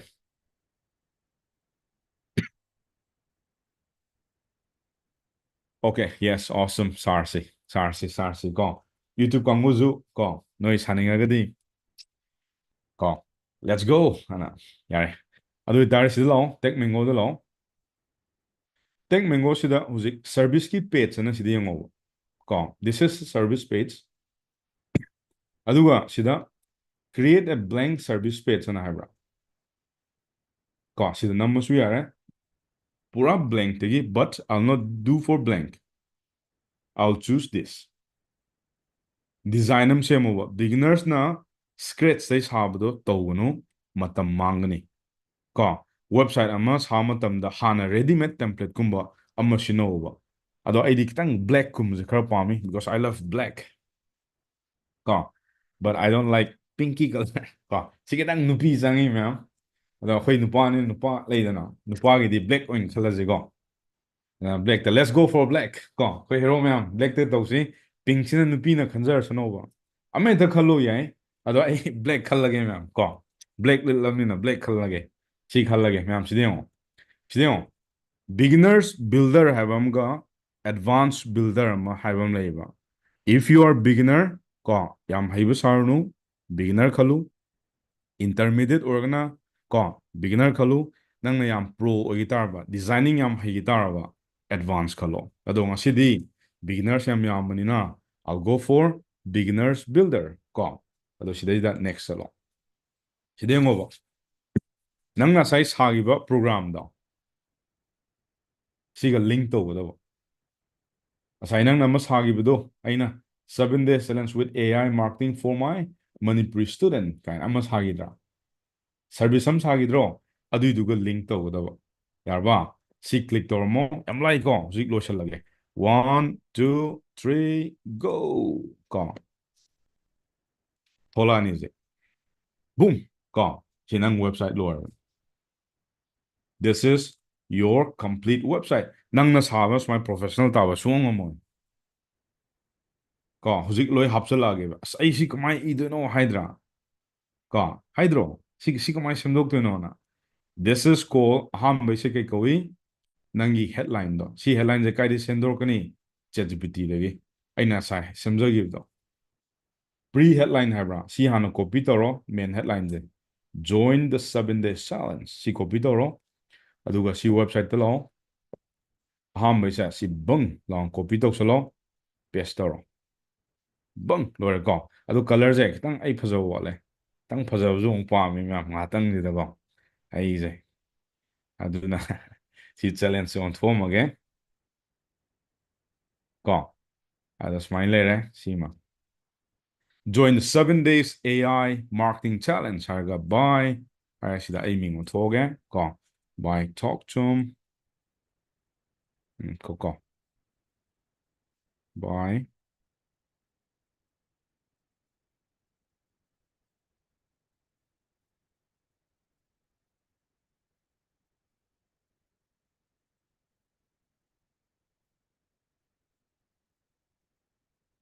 by Thokchom Surmangol Singh ꯀꯣ ꯑꯗꯣ ꯑꯩꯒꯤ ꯑꯦꯛꯁꯄꯔꯇꯤꯁ ꯍꯥꯏꯇꯥꯔꯒꯗꯤ ꯀꯣ ꯀꯣ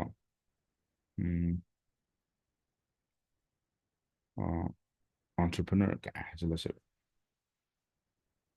NEUR ꯀꯣ ꯑꯗꯣ ꯅꯪꯒꯤ ꯗꯦꯖꯤꯒꯅꯦꯁꯟꯗꯣ ꯍꯥꯞꯄꯁꯨ ꯌꯥꯏꯀꯣ ꯁꯤꯗ ꯅꯠꯇ꯭ꯔꯒ ꯁꯨꯃꯥꯏꯅ ꯑꯗꯨꯝ ꯁꯦꯝꯗꯣꯛꯑꯁꯦꯕ founder of Azure Academy ꯌꯥꯔꯦꯀꯣ ꯑꯗꯒꯤ ꯁꯤꯒꯤꯁꯦ ꯑꯃꯨꯛ ꯁꯤꯗꯩ ꯑꯃꯨꯛ ꯀꯣꯄꯤ ꯇꯧꯔꯣ this is called pre headline ꯀꯣ ꯁꯤꯗꯩ ꯑꯃꯨꯛ ꯈꯜꯂꯁꯦꯕ ꯁꯤ ꯑꯃꯒ ꯆꯥꯛ ꯂꯥꯎꯅ ꯐꯤꯃꯨꯛ ꯇꯧꯁꯤꯜꯂꯛꯑꯣ ꯀꯣ ꯁꯤꯗꯩꯗ ꯌꯥꯝ ꯁꯥꯡꯃꯜꯂꯦꯅ it's fine boom ꯀꯣ ꯌꯥꯔꯕ ꯑꯗꯒꯤ ꯗꯦꯠꯁꯤꯅ ꯅꯪꯅ ꯑꯣꯟꯊꯣꯛꯆꯔꯣꯕ ꯅꯪ ꯀꯩ ꯅꯨꯃꯤꯠꯇ ꯀꯩ ꯅꯨꯃꯤꯠꯇ ꯄꯥꯝꯃꯤ ꯅꯍꯥꯛꯀꯤ ꯁꯤꯒꯤ ꯆꯦꯂꯦꯟꯖꯁꯦ ꯍꯧꯕ ꯂꯩꯗꯅ ꯀꯩ ꯅꯨꯃꯤꯠꯇ ꯇꯧꯁꯤꯒꯦ ꯑꯗꯨꯃ ꯏꯁꯥꯅ ꯁꯤꯗ ꯗꯦꯠꯇꯣ ꯍꯥꯞꯄꯤꯔꯝꯃꯣ ꯂꯦꯠꯁ ꯁꯦ ꯅꯪ ꯗꯦꯠ 20 ꯀꯣ ꯍꯪꯆꯤꯠ ꯇꯧꯈꯥꯏꯔꯁꯦꯕ 2024ꯗ ꯂꯣꯏꯔꯦ ꯄꯨꯡ ꯀꯌꯥꯗꯒꯤ ꯀꯌꯥꯐꯧꯇ 7:30ꯗꯒꯤꯅ ꯀꯣ ꯀꯌꯥꯕꯨ ꯍꯥꯞꯁꯤꯒꯦ ꯂꯦꯠꯁ ꯁꯦ ꯑꯩꯈꯣꯏ ꯀꯥꯡꯕꯨꯗꯤ ꯌꯥꯝ ꯊꯦꯡ ꯇꯧꯕꯅꯦ ꯄꯨꯡ ꯕꯥꯔꯣ ꯑꯗꯨꯝ ꯍꯥꯞꯆꯤꯜꯂꯁꯤꯀꯣ ꯑꯩꯈꯣꯏ ꯍꯩꯅꯕꯤꯗꯣ ꯀꯣ ꯕꯥꯔꯣꯁꯤ ꯑꯗꯨꯝ ꯇꯥꯕꯅꯦ ꯕꯥꯔꯣ ꯍꯦꯛ ꯕꯦꯜ ꯌꯩꯗ꯭ꯔꯤꯕꯨ ꯀ꯭ꯂꯥꯁ ꯂꯣꯏꯗꯕꯤꯗꯣ ꯑꯗꯒꯤ ꯀꯣ ꯃꯅꯤ ꯕꯦꯛ ꯒꯦꯔꯦꯟꯇꯤ ꯀꯣ ꯏꯠꯁ ꯐꯥꯏꯟ ꯑꯩꯈꯣꯏꯗꯤ 30 days ꯍꯥꯞꯆꯤꯜꯂꯁꯦꯕ ꯑꯗꯣ ꯐ꯭ꯔꯤꯅꯤꯀꯣ ꯁꯤꯁꯨ ꯀꯩꯝ ꯀꯥꯏꯗꯦ ꯕꯣꯅꯁꯦꯁ ꯋꯥꯔꯗ ꯀꯣ ꯁꯤꯗ ꯅꯪꯒꯤ ꯕꯣꯅꯁꯇꯣ ꯍꯥꯞꯆꯤꯜꯂꯣ ꯅꯪ ꯉꯁꯥꯏꯒꯤ ꯕꯣꯅꯁ ꯀꯌꯥꯝ ꯍꯥꯞꯁꯤꯒꯦ ꯑꯣꯐꯔ ꯁ꯭ꯇꯦꯛ ꯀꯥꯏꯅ ꯅꯣꯏ ꯇꯝꯃꯝꯃꯗꯤ ꯈꯪꯉꯝꯃꯅꯤ ꯑꯗꯣ ꯑꯍꯥꯟꯕ ꯇꯥꯔꯁꯨ ꯕꯣꯅꯁ ꯀꯣ ꯑꯩꯈꯣꯏꯗꯤ ꯑꯗꯨꯝ ꯕꯣꯅꯁ ꯍꯥꯞꯄꯤ ꯑꯗꯣ ꯑꯩ ꯕꯣꯅꯁꯁꯦ ꯂꯦꯠꯁ ꯁꯦ 25 ꯁꯨꯃꯥꯏꯅ ꯏꯒꯦꯀꯣ 24 ꯈꯤꯇꯪ 24,999 ꯀꯥꯏꯅꯀꯣ ꯔꯨꯄꯤꯁ ꯍꯥꯞꯀꯦ ꯁꯤ ꯑꯗꯨꯝ ꯌꯥꯔꯦ ꯔꯦꯖꯤꯁꯇꯔ ꯐꯣꯔ ꯀꯣ 499 ꯂꯥ ꯑꯗꯣ ꯔꯦꯖꯤꯁꯇꯔ ꯐꯣꯔ ꯃꯌꯥꯝ ꯄꯩꯁꯥꯒꯤ ꯍꯥꯞꯆꯤꯟꯁꯤꯔꯣ ꯐ꯭ꯔꯤ ꯑꯣꯏꯍꯟꯁꯤꯔꯣ ꯑꯦꯅꯤ ꯋꯥꯟ ꯐ꯭ꯔꯤ ꯑꯣꯏꯍꯜꯂꯁꯤꯗ ꯀꯣ ꯅꯨꯡꯉꯥꯏꯇꯦ ꯃꯤꯅ ꯁꯥꯎꯅꯤ ꯀꯣ ꯐ꯭ꯔꯤ ꯑꯗꯣ ꯑꯁꯦꯡꯕꯗꯗꯤ ꯁꯤ ꯂꯨꯄꯥ ꯀꯌꯥ ꯄꯤꯒꯦ ꯍꯥꯏꯁꯦ 4999 ꯍꯥꯏꯔꯁꯦꯕ ꯀꯣ ꯁꯤꯃ ꯊꯜꯂꯝꯒꯦ ꯑꯗꯨꯒ ꯁꯤꯗꯨꯝ ꯅꯪ ꯑꯗꯨꯝ ꯑꯣꯟꯊꯣꯛꯄ ꯌꯥꯔꯦ ꯅꯨꯃꯤꯠ ꯅꯤꯅꯤ ꯋꯥꯠꯂꯤ ꯍꯥꯏꯔꯁꯦꯕꯀꯣ ꯄꯨꯡꯒꯁꯦ ꯀꯩꯅꯣ ꯍꯥꯏꯔꯁꯦꯕ 48 ꯑꯋꯥꯔꯁ ꯋꯥꯠꯍꯜꯂꯁꯦꯕ ꯀꯣ ꯑꯗꯒꯤ ꯁꯦꯀꯦꯟꯒꯁꯦ ꯈꯔ ꯃꯥꯜꯍꯜꯂꯣ ꯀꯣ 6 ꯁꯨꯃꯥꯏꯅ 40 ꯁꯦꯀꯦꯟ ꯀꯥꯏꯅ ꯑꯗꯩ ꯁꯤꯒꯁꯦ ꯀꯣ ꯁꯨꯃꯥꯏꯅꯒ ꯈꯔ ꯇꯧꯁꯜꯂꯁꯦꯕ ꯑꯗꯒꯤ ꯔꯤꯖꯔቭ ꯑꯦꯁꯦꯠ ꯕꯤꯐꯣꯔ ꯀꯣ 23rd ꯍꯥꯏꯔꯁꯦꯕ 23rd ꯀꯣ 2024 ꯂꯣꯏꯔꯦ ꯑꯗꯣ ꯃꯌꯥꯝ ꯁꯤꯒꯁꯦ ꯌꯦꯡꯉꯣ ꯐ꯭ꯌꯨꯆꯔ ꯏꯟ ꯅꯪꯒꯤ ꯁꯤꯗ ꯀ꯭ꯂꯥꯏꯟꯒꯤ ꯍꯥꯞꯆꯤꯟꯕ ꯌꯥꯏꯀꯣ ꯁꯤꯗ ꯑꯗꯨꯝ ꯀꯣ ꯁꯤ ꯌꯣꯔ ꯁ꯭ꯇꯣꯔꯤꯅ ꯍꯥꯏꯁꯦ ꯅꯪꯅ ꯂꯩꯇ꯭ꯔꯦꯅ ꯀꯩꯝ ꯀꯥꯏꯗꯦ ꯍꯥꯞꯄꯨꯅꯨ ꯀꯩꯁꯨ ꯀꯥꯏꯗꯦ ꯀꯣ ꯑꯍꯥꯟꯕ ꯕꯤꯒꯤꯅꯔꯁ ꯍꯧꯔꯛꯄꯒꯤ ꯑꯗꯩ ꯁꯤꯁꯦ what are you going to learn ꯍꯥꯏꯕ꯭ꯔꯥ now here we go the magic content ꯀꯣ headline ꯁꯤ ꯂꯩꯔꯕ ꯁꯤ ꯃꯨꯟꯅ ꯀꯣ ꯑꯩꯒꯤ ꯍꯧꯖꯤꯛꯀꯤ ꯁꯤꯒꯤ ChatGPT ꯃꯌꯥꯝꯗꯣ ꯑꯩꯅ ꯁꯦꯝꯖꯈꯤ ꯃꯌꯥꯝꯗꯣ ꯁꯤꯒꯤ ꯄ꯭ꯔꯣꯝꯁꯤ ꯂꯣꯏ ꯍꯥꯞꯆꯤꯜꯂꯛꯑꯒꯦꯕ ꯑꯍꯥꯟꯕꯗ headline ꯂꯩꯕ꯭ꯔꯥ ꯁꯤ ꯍꯥꯟꯅ ꯀꯣꯄꯤ ꯇꯧꯔꯣ ꯅꯪꯒꯤ ꯁꯤꯗ ꯀꯣ ꯁꯤ ꯍꯦꯗꯂꯥꯏꯟꯁꯤꯗ ꯄꯦꯁ ꯇꯧꯁꯜꯂꯛꯑꯣ ꯕꯨꯝ ꯌꯥꯔꯦꯀꯣ ꯑꯗꯒꯤ ꯗꯦꯁꯀ꯭ꯔꯤꯞꯁꯟ ꯑꯃ ꯏꯕ꯭ꯔꯥ give me a really catchy description below the headline invitation people to free webinar ꯀꯣ ꯑꯗꯣ ꯉꯁꯥꯏꯒꯤꯗꯣ ꯀꯣ ꯁꯤꯃ ꯀꯛꯊꯠꯀꯦ ꯀꯣ ꯁꯤꯒꯤ ꯄ꯭ꯔꯤ ꯍꯦꯗꯂꯥꯏꯟꯁꯤ ꯑꯃꯨꯛ ꯀꯣꯄꯤ ꯇꯧꯔꯣ ꯑꯗꯨꯒ ꯁꯤꯗ ꯑꯃꯨꯛ ꯄꯦꯁ ꯇꯧꯁꯜꯂꯝꯃꯣ ꯀꯣ ꯄꯨꯔꯥ ꯔꯦꯗꯤꯃꯦꯗꯅꯦ ꯑꯗ 6 reason ꯀꯣ ꯒꯤꯞ ꯃꯤ ꯇꯣꯞ 6 reason why people need to attend this webinar ꯑꯩ ꯉꯁꯥꯏ ꯀꯣꯆꯤꯡ ꯄ꯭ꯔꯣꯒ꯭ꯔꯥꯝꯗꯣ ꯀꯩꯒꯤꯗꯃꯛꯇꯅꯣ ꯃꯌꯥꯝꯅ ꯅꯪꯒꯤ ꯁꯤꯒꯤ ꯋꯦꯕꯤꯅꯥꯔ ꯑꯣꯏꯒꯦꯔꯥ ꯑꯗꯒꯤ ꯀꯣꯆꯤꯡ ꯄ꯭ꯔꯣꯒ꯭ꯔꯥꯝ ꯑꯣꯏꯒꯦꯔꯥ ꯁꯤ ꯀꯩꯒꯤ ꯌꯥꯎꯗꯣꯏꯅꯣ ꯍꯥꯏꯕꯅꯦꯕ ꯀꯣ ꯑꯗꯣ ꯁꯤ ꯀꯥꯏꯗꯤ ꯂꯧꯔꯛꯀꯅꯤ ꯁꯤꯗ ꯑꯩꯅ ꯉꯁꯥꯏ ꯁꯦꯝꯖꯈꯤꯕꯗꯣ 6 reason ꯋꯥ ꯂꯣꯏ ꯂꯣꯏꯔꯕꯅꯤ ꯁꯤꯗ ꯀꯣ ꯂꯣꯏꯗ꯭ꯔꯥ ꯁꯤ ꯀꯣꯄꯤ ꯇꯧꯈꯥꯏꯔꯛꯑꯣ ꯃꯌꯥꯝ ꯑꯩꯈꯣꯏ ꯏꯃꯥꯟꯅꯕꯁꯦ ꯅꯨꯡꯉꯥꯏꯇ꯭ꯔꯣ ꯁꯦ ꯕꯨꯛ ꯂꯥꯎ ꯀꯣꯄꯤ ꯇꯧꯔꯣ ꯑꯗꯨꯒ ꯁꯤꯗ ꯂꯥꯛꯑꯣ ꯀꯣ ꯁꯤꯗꯩꯁꯤꯗ ꯅꯪ ꯄꯦꯁ ꯇꯧꯈꯥꯏꯔꯝꯃꯣꯕ ꯁꯨꯃꯥꯏꯅ ꯀꯣ ꯅꯠꯇꯦ ꯁꯤ ꯈꯨꯇꯧꯁꯤ ꯑꯣꯏꯔꯗꯤ ꯌꯥꯔꯦ ꯁꯨꯃꯥꯏꯅ ꯇꯧꯔꯁꯤ ꯁꯨꯃꯥꯏꯅ ꯌꯥꯔꯦꯀꯣ ꯑꯗꯣ ꯈꯤꯇꯪ ꯁꯣꯏꯖꯁꯅꯨ ꯀꯩꯁꯨ ꯀꯥꯏꯗꯦ ꯅꯠꯇ꯭ꯔ ꯁꯨꯃꯥꯏꯅ ꯇꯧꯔꯁꯤ ꯈꯤꯇꯪ ꯐꯖꯕ ꯋꯥꯠꯂꯤ ꯁꯤꯁꯦ ꯃꯌꯥꯝ ꯑꯩꯁꯦ ꯈꯤꯇꯪ ꯐꯖꯕꯁꯨ ꯑꯃꯨꯛ ꯄꯥꯝꯃꯤꯀꯣ ꯑꯗꯨꯅꯅꯤ ꯁꯤ ꯀꯣꯄꯤ ꯇꯧꯔꯣ ꯑꯗꯨꯒ ꯁꯤꯗ ꯄꯦꯁ ꯇꯧꯁꯜꯂꯝꯃꯣ ꯌꯥꯔꯦ ꯀꯣ ꯅꯝꯕꯔ 2 ꯁꯤꯃꯨꯛ ꯀꯣꯄꯤ ꯇꯧꯔꯣ ꯀꯣ ꯀꯩꯒꯤꯗꯃꯛꯇ ꯅꯪꯒꯤ ꯀꯣꯆꯤꯡ ꯄ꯭ꯔꯣꯒ꯭ꯔꯥꯝꯁꯦ ꯃꯌꯥꯝꯅ ꯀꯩꯒꯤ ꯌꯥꯎꯗꯣꯏꯅꯣ ꯍꯥꯏꯕ ꯅꯪ ꯕ꯭ꯔꯦꯟ ꯁꯤꯖꯤꯟꯅꯧꯅꯨꯀꯣ ꯅꯝꯕꯔ 2 ꯀꯣ ꯅꯝꯕꯔ 3 ꯁꯤꯃꯨꯛ ꯀꯣꯄꯤ ꯇꯧꯔꯣ ꯑꯗꯨꯒ ꯁꯤꯗ ꯍꯥꯞꯆꯜꯂꯣ ꯀꯣ ꯑꯗꯒꯤ ꯅꯝꯕꯔ 4 ꯁꯤꯃꯨꯛ ꯍꯥꯞꯆꯜꯂꯣ ꯀꯣ community support join a thriving community ꯀꯣ ꯁꯤꯗ ꯍꯥꯞꯆꯜꯂꯣ sorry number 5 personalized coaching benefit a free one-on-one consultation ꯑꯁꯥꯏꯅ ꯍꯥꯏꯒꯤꯕꯗꯣ ꯂꯣꯏ ꯌꯥꯎꯔꯛꯑꯦꯀꯣ ꯅꯩꯔꯦ ꯍꯥꯞꯆꯜꯂꯣ ꯅꯪ ꯅꯊꯟꯗ ꯁꯤ ꯏꯕꯗ ꯀꯣ ꯉꯁꯤꯒꯤ ꯀꯣꯛ ꯊꯣꯛꯑꯦ ꯁꯨꯃꯥꯏꯅ my friend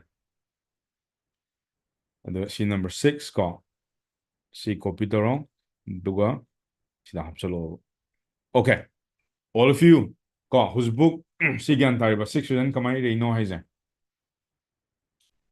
ꯀꯣ ꯑꯩ ꯉꯁꯥꯏ ꯄ꯭ꯔꯣꯝꯇꯨꯗꯩ ꯉꯥꯛꯇꯅꯤꯀꯣ ꯑꯗꯩ ꯑꯃꯨꯛ ꯃꯊꯪꯗ ꯀꯩꯅꯣ 9 target groups ꯍꯥꯏꯕ꯭ꯔꯥ give me top 9 target groups in simple bullet points ꯁꯤ ꯀꯥꯏꯗ ꯏꯔꯛꯀꯅꯤ ꯑꯁꯥꯏ ꯂꯣꯏ ꯂꯣꯏꯈ꯭ꯔꯕꯅꯤ ꯇꯣ 9 target groups ꯀꯥꯏꯁꯦ ꯀꯣꯄꯤ ꯇꯛ ꯇꯧꯁꯜꯂꯣ ꯀꯣ ꯀꯣꯄꯤ ꯇꯛ ꯇꯧꯁꯜꯂꯣ ꯑꯗꯨꯒ ꯁꯤꯗ ꯁꯨꯃꯥꯏꯅ ꯍꯥꯞꯆꯜꯂꯛꯑꯣꯕ ꯕꯨꯝ ꯂꯣꯏꯔꯦ 9ꯗꯅ ꯀꯩꯅꯣ ꯑꯩꯅ ꯇꯥꯔꯒꯦꯠ ꯇꯧꯔꯤꯁꯤ ꯀꯅꯥꯅꯣ young entrepreneurs seeking financial freedom graduate looking for a practical skill with AI marketing, small business owners wanting to enhance their marketing strategies. Number 4, aspiring digital marketers, individual passionate about AI and technology. Number 6, career changers looking to enter a booming industry. Freelancer aiming to upscale their services. Community leaders wanting to impact their society positively. Visionaries looking to innovate and lead in their fields. Post tai. Solid. Adagi bonus ta ko si bonus di dum nang dum hapchalo hena pisal lazu yare ko bonus ta ina sidai da live free coaching am bitwe da live free coaching am bitwe ko adagi one on one consultation am ju PB ani VIP community am PB ani case studies ko research adu da PB ani adagi ko nangi templates kuma pithok pa yare hapchalo sidi nang adum pinning ma PB yare ko templates adagi kay pisiga recording access ko mayam hapsalo anything ado manga di solu ko simle last nangi matang da na about you nang matang da mu iroi ko nang matang da ai igraba about me silerba simu copy to ro ko hi ko ai si copy to ro ge ko do sida paste to solo ko about me sida ko smile to ko okay ko ai matang da uzi igredana ko hi, I'm Thokchom Surmangol Singh, founder of Asur Academy and recognized as a Hall of Fame digital marketer from Internet Lifestyle Hub after achieving my first major milestone of generating 1.5 crore in 2022. I dedicated my efforts to building community, the funnel architect to empower individuals through education in digital marketing and AI. My mission is to help 100,000 youth in Manipur and beyond to live a lifestyle of freedom and success, crafting their future with skills to thrive today's in digital world. Fazana electrona. Swords and crypts.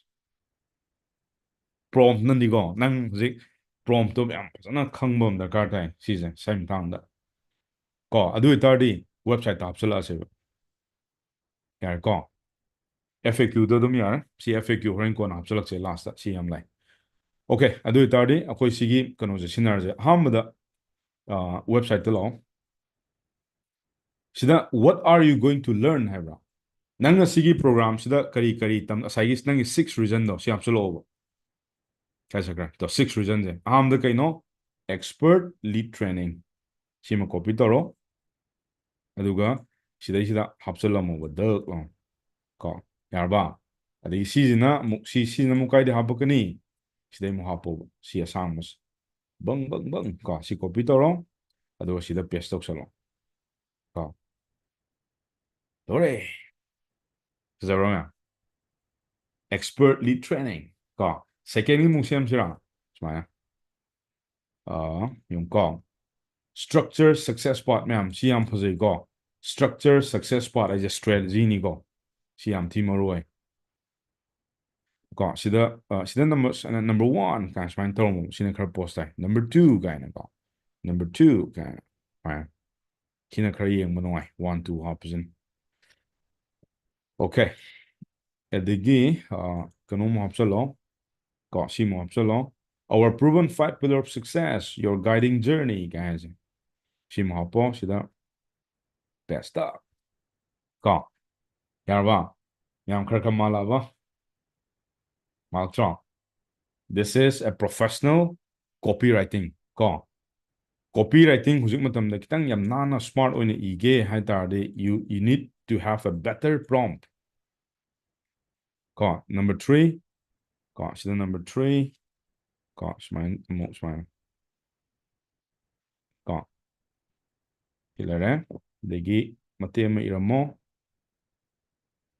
myam sibu lu bro copy paste katani da that's mine ta ai ko adigi si myam je noi dum tawzaro hay ni dana si jida sigi prompt sidagi ko horpo ge je community support kind ko try sa sina number 4 ko number 4 ko smina ko number 4 sila ba dagi sidom salo join a thriving social network kind sa si pesto salo ko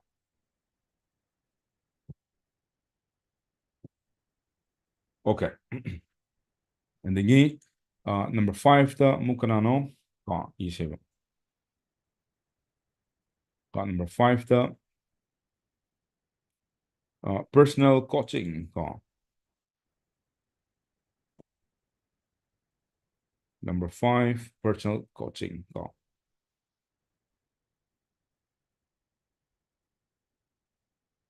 okay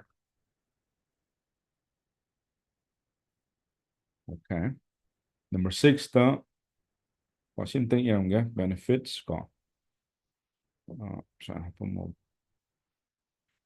okay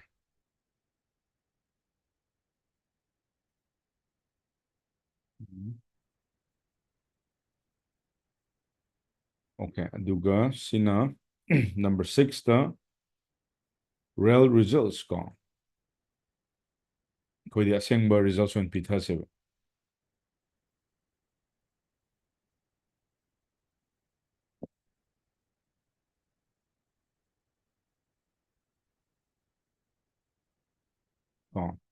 ꯑꯗꯒꯤ ꯁꯤꯃꯨꯛ copy ꯇꯧꯔꯝꯃꯣ ꯑꯗꯨꯒ ꯁꯤꯗ paste ꯇꯧꯔꯝꯃꯁꯤ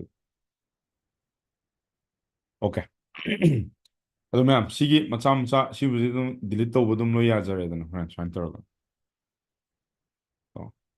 ꯑꯗꯨꯒ ꯁꯤꯒꯤ ꯁꯨꯃꯥꯏꯅ ꯇꯧꯔꯣ ꯑꯗꯨꯒ ꯁꯤ ꯃꯈꯥꯁꯦ ꯁꯤ ꯀꯅꯥ ꯀꯅꯥꯒꯤꯅꯣ who is it for ꯁꯤ ꯀꯥꯏꯗꯤ copy ꯇꯧꯔꯛꯀꯅꯤ ꯁꯤꯗ ꯑꯃꯨꯛ ꯌꯦꯡꯉꯣꯕ ꯑꯩꯅ ꯃꯤ ꯀꯌꯥꯅꯣ ꯇꯥꯔꯒꯦꯠ ꯇꯧꯅꯁꯦ ꯃꯤ 9ꯅꯦꯕ ꯑꯩꯅ ꯐꯖꯅ ꯏꯊꯔꯤꯁꯦ ꯑꯍꯥꯟꯕꯗ ꯀꯅꯥ young entrepreneurs seeking financial freedom ꯁꯤ copy ꯇꯧꯔꯣ ꯂꯥꯛꯑꯣ ꯁꯤꯗ ꯑꯃꯨꯛ ꯍꯥꯞꯆꯜꯂꯝꯃꯣ boom ꯁꯤ ꯊꯣꯛꯂꯛꯑꯕ young entrepreneurs ꯑꯗꯒꯤ ꯃꯊꯪꯗ ꯑꯃꯨꯛ ꯀꯅꯥꯅꯣ graduates looking for practical skills in AI marketing sida mu iro smaina smain toro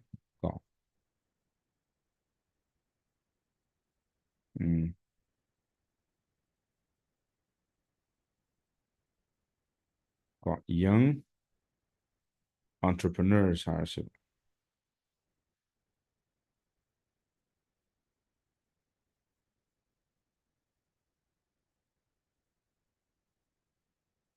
kitang kano tawe mas bak kitang lay adubu kem kaide concept tudang khango small business owner smain tam tam isalakse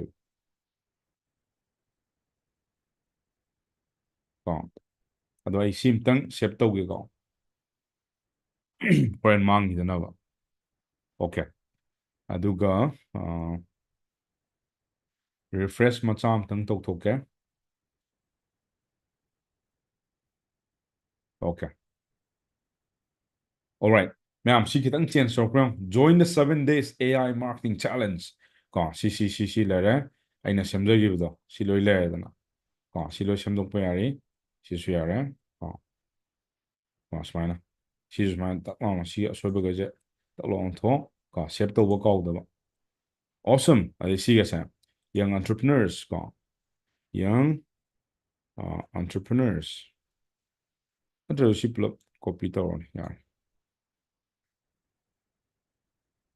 ꯅꯠꯇ꯭ꯔꯒ ꯁꯤꯗ ꯑꯣꯏꯅ ꯍꯥꯞꯄꯁꯨ ꯌꯥꯔꯦ ꯅꯠꯇ꯭ꯔꯁꯨ ꯁꯨꯃꯥꯏꯅ young entrepreneurs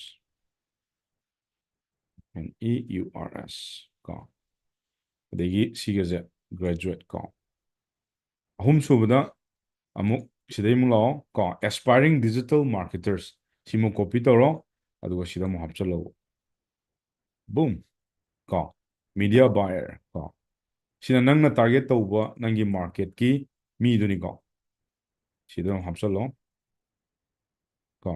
adei sisu mo hapchalo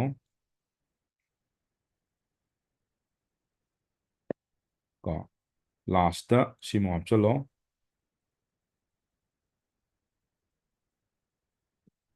degi last second si mo hapchalo smile degi last si mo hapchalo sir okay यार को मैं सी मगल तक ओके मैं खरा मोंग मरिन खरा तार अभी उनको सेट तो चल लगे ओके ꯑꯗꯩ ꯃꯈꯥꯃꯨꯛ ꯆꯤꯡꯊꯔꯁꯦꯕꯀꯣ ꯀꯩꯀꯩ ꯁꯦꯝꯃꯦ okay don't just take my word ꯁꯤꯅ ꯅꯪꯒꯤ testimonialꯒꯨꯝꯕ ꯍꯥꯞꯄꯗꯨꯅꯤꯀꯣ ꯁꯤꯗ ꯑꯩꯈꯣꯏ ꯀꯥꯡꯕꯨꯒꯤ ꯀꯣ ꯑꯩꯅ ꯃꯅꯨꯡꯗ ꯇꯥꯛꯄꯗꯣ ꯈꯪꯉꯤꯗꯅ ꯃꯤꯡꯒ ꯐꯣꯇꯣꯒ ꯑꯗꯨꯝ ꯏꯁꯜꯂꯣꯀꯣ ꯁꯤꯅ ꯑꯩꯈꯣꯏ inside the world ꯀꯣ ꯁꯤꯅ ꯁꯤ ꯂꯩ ꯁꯤꯅ testimonialꯅꯤꯀꯣ ꯁꯤ ꯂꯥꯛꯇꯣꯏꯁꯦ I'll teach you but not in the YouTube ꯀꯣ ꯁꯤꯃ ꯃꯌꯥꯝ ꯀꯥꯟꯊꯣꯛꯑꯒꯦ ꯀꯣ ꯁꯤꯗ ꯑꯃꯨꯛ ꯌꯦꯡꯉꯣꯕ here is what you will get ꯍꯥꯏꯕꯅꯦꯕ ꯁꯤ ꯀꯥꯏꯗꯤ ꯂꯥꯛꯀꯅꯤ ꯀꯣ ꯕꯣꯅꯁ ꯃꯌꯥꯝꯁꯦ ꯍꯥꯞꯄꯛꯀꯗꯕ ꯕꯣꯅꯁ ꯅꯝꯕꯔ 1 ꯀꯩꯅꯣ ꯂꯥꯏꯐ ꯐ꯭ꯔꯤ ꯀꯣꯆꯤꯡ ꯁꯤꯗ ꯍꯥꯞꯆꯜꯂꯣ ꯑꯍꯥꯟꯕꯗ ꯀꯝꯃꯨꯅꯤꯇꯤ ꯑꯦꯛꯁꯦꯁ ꯋꯥꯔꯗ ꯑꯗꯨ ꯑꯗꯥ ꯀꯣ ꯃꯥꯏ ꯁꯤ ꯂꯣꯏ ꯂꯩꯅꯦꯕ ꯁꯤꯗ ꯑꯩꯈꯣꯏ ꯑꯃ ꯍꯥꯞꯆꯤꯟꯕꯤꯔꯝꯁꯦꯕ ꯌꯥꯔꯕ ꯂꯥꯏꯐ ꯁꯤ ꯂꯨꯄꯥ ꯀꯌꯥꯅꯣ ꯕꯣꯅꯁꯀꯁꯦ ꯌꯥꯝ ꯅꯥꯟꯅ ꯂꯩꯔꯝꯗ꯭ꯔꯥ ꯗꯤꯖꯥꯏꯟ ꯇꯧꯕ ꯆꯪꯕ꯭ꯔꯣ ꯀꯣꯄꯤ ꯄꯦꯁ ꯇꯧ ꯍꯥꯏꯕ ꯁꯦꯀꯦꯟꯗ ꯀꯣ ꯋꯥꯟ ꯑꯣꯟ ꯋꯥꯟ ꯀꯣꯆꯤꯡ ꯀꯣ ꯁꯤꯃꯨꯛ ꯍꯥꯞꯆꯤꯜꯂꯣ ꯑꯗꯒꯤ ꯊꯥꯔꯗꯇ ꯃꯌꯥꯝ ꯃꯁꯛ ꯌꯥꯝ ꯐꯖꯕꯅꯦ ꯍꯣꯔꯦꯟ ꯂꯣꯏꯔꯛꯄꯗ ꯌꯦꯡꯉꯣ ꯌꯨ ꯋꯤꯜ ꯂꯚ ꯏꯠ ꯑꯗꯒꯤ ꯀꯦꯁ ꯁ꯭ꯇꯗꯤꯁ ꯀꯣ ꯆꯞ ꯃꯥꯟꯅꯔꯦ ꯑꯗꯒꯤ ꯂꯥꯁꯇ ꯇꯦꯝꯄ꯭ꯂꯦꯠꯁ ꯀꯩ ꯍꯥꯞꯁꯤꯒꯦ ꯇꯦꯝꯄ꯭ꯂꯦꯠꯁ ꯐꯣꯔ ꯂꯦꯟꯗꯤꯡ ꯄꯦꯖ ꯍꯥꯏꯔꯁꯤ ꯀꯣ ꯁꯤ ꯀꯣꯄꯤ ꯇꯧꯔꯣ ꯑꯗꯨꯒ ꯁꯤꯗ ꯂꯥꯛꯑꯣ ꯕꯨꯝ ꯃꯌꯥꯝ ꯑꯩ ꯕꯣꯅꯁꯁꯨ ꯂꯣꯏꯔꯦꯀꯣ ꯂꯤꯃꯤꯇꯦꯠ ꯁꯤꯠꯁ ꯒ꯭ꯔꯦꯞ ꯅꯥꯎ ꯀꯥꯏ ꯁꯤ ꯃꯇꯝꯗꯨꯅ ꯑꯗꯨꯝ ꯁꯦꯝꯗꯣꯛꯆꯔꯣ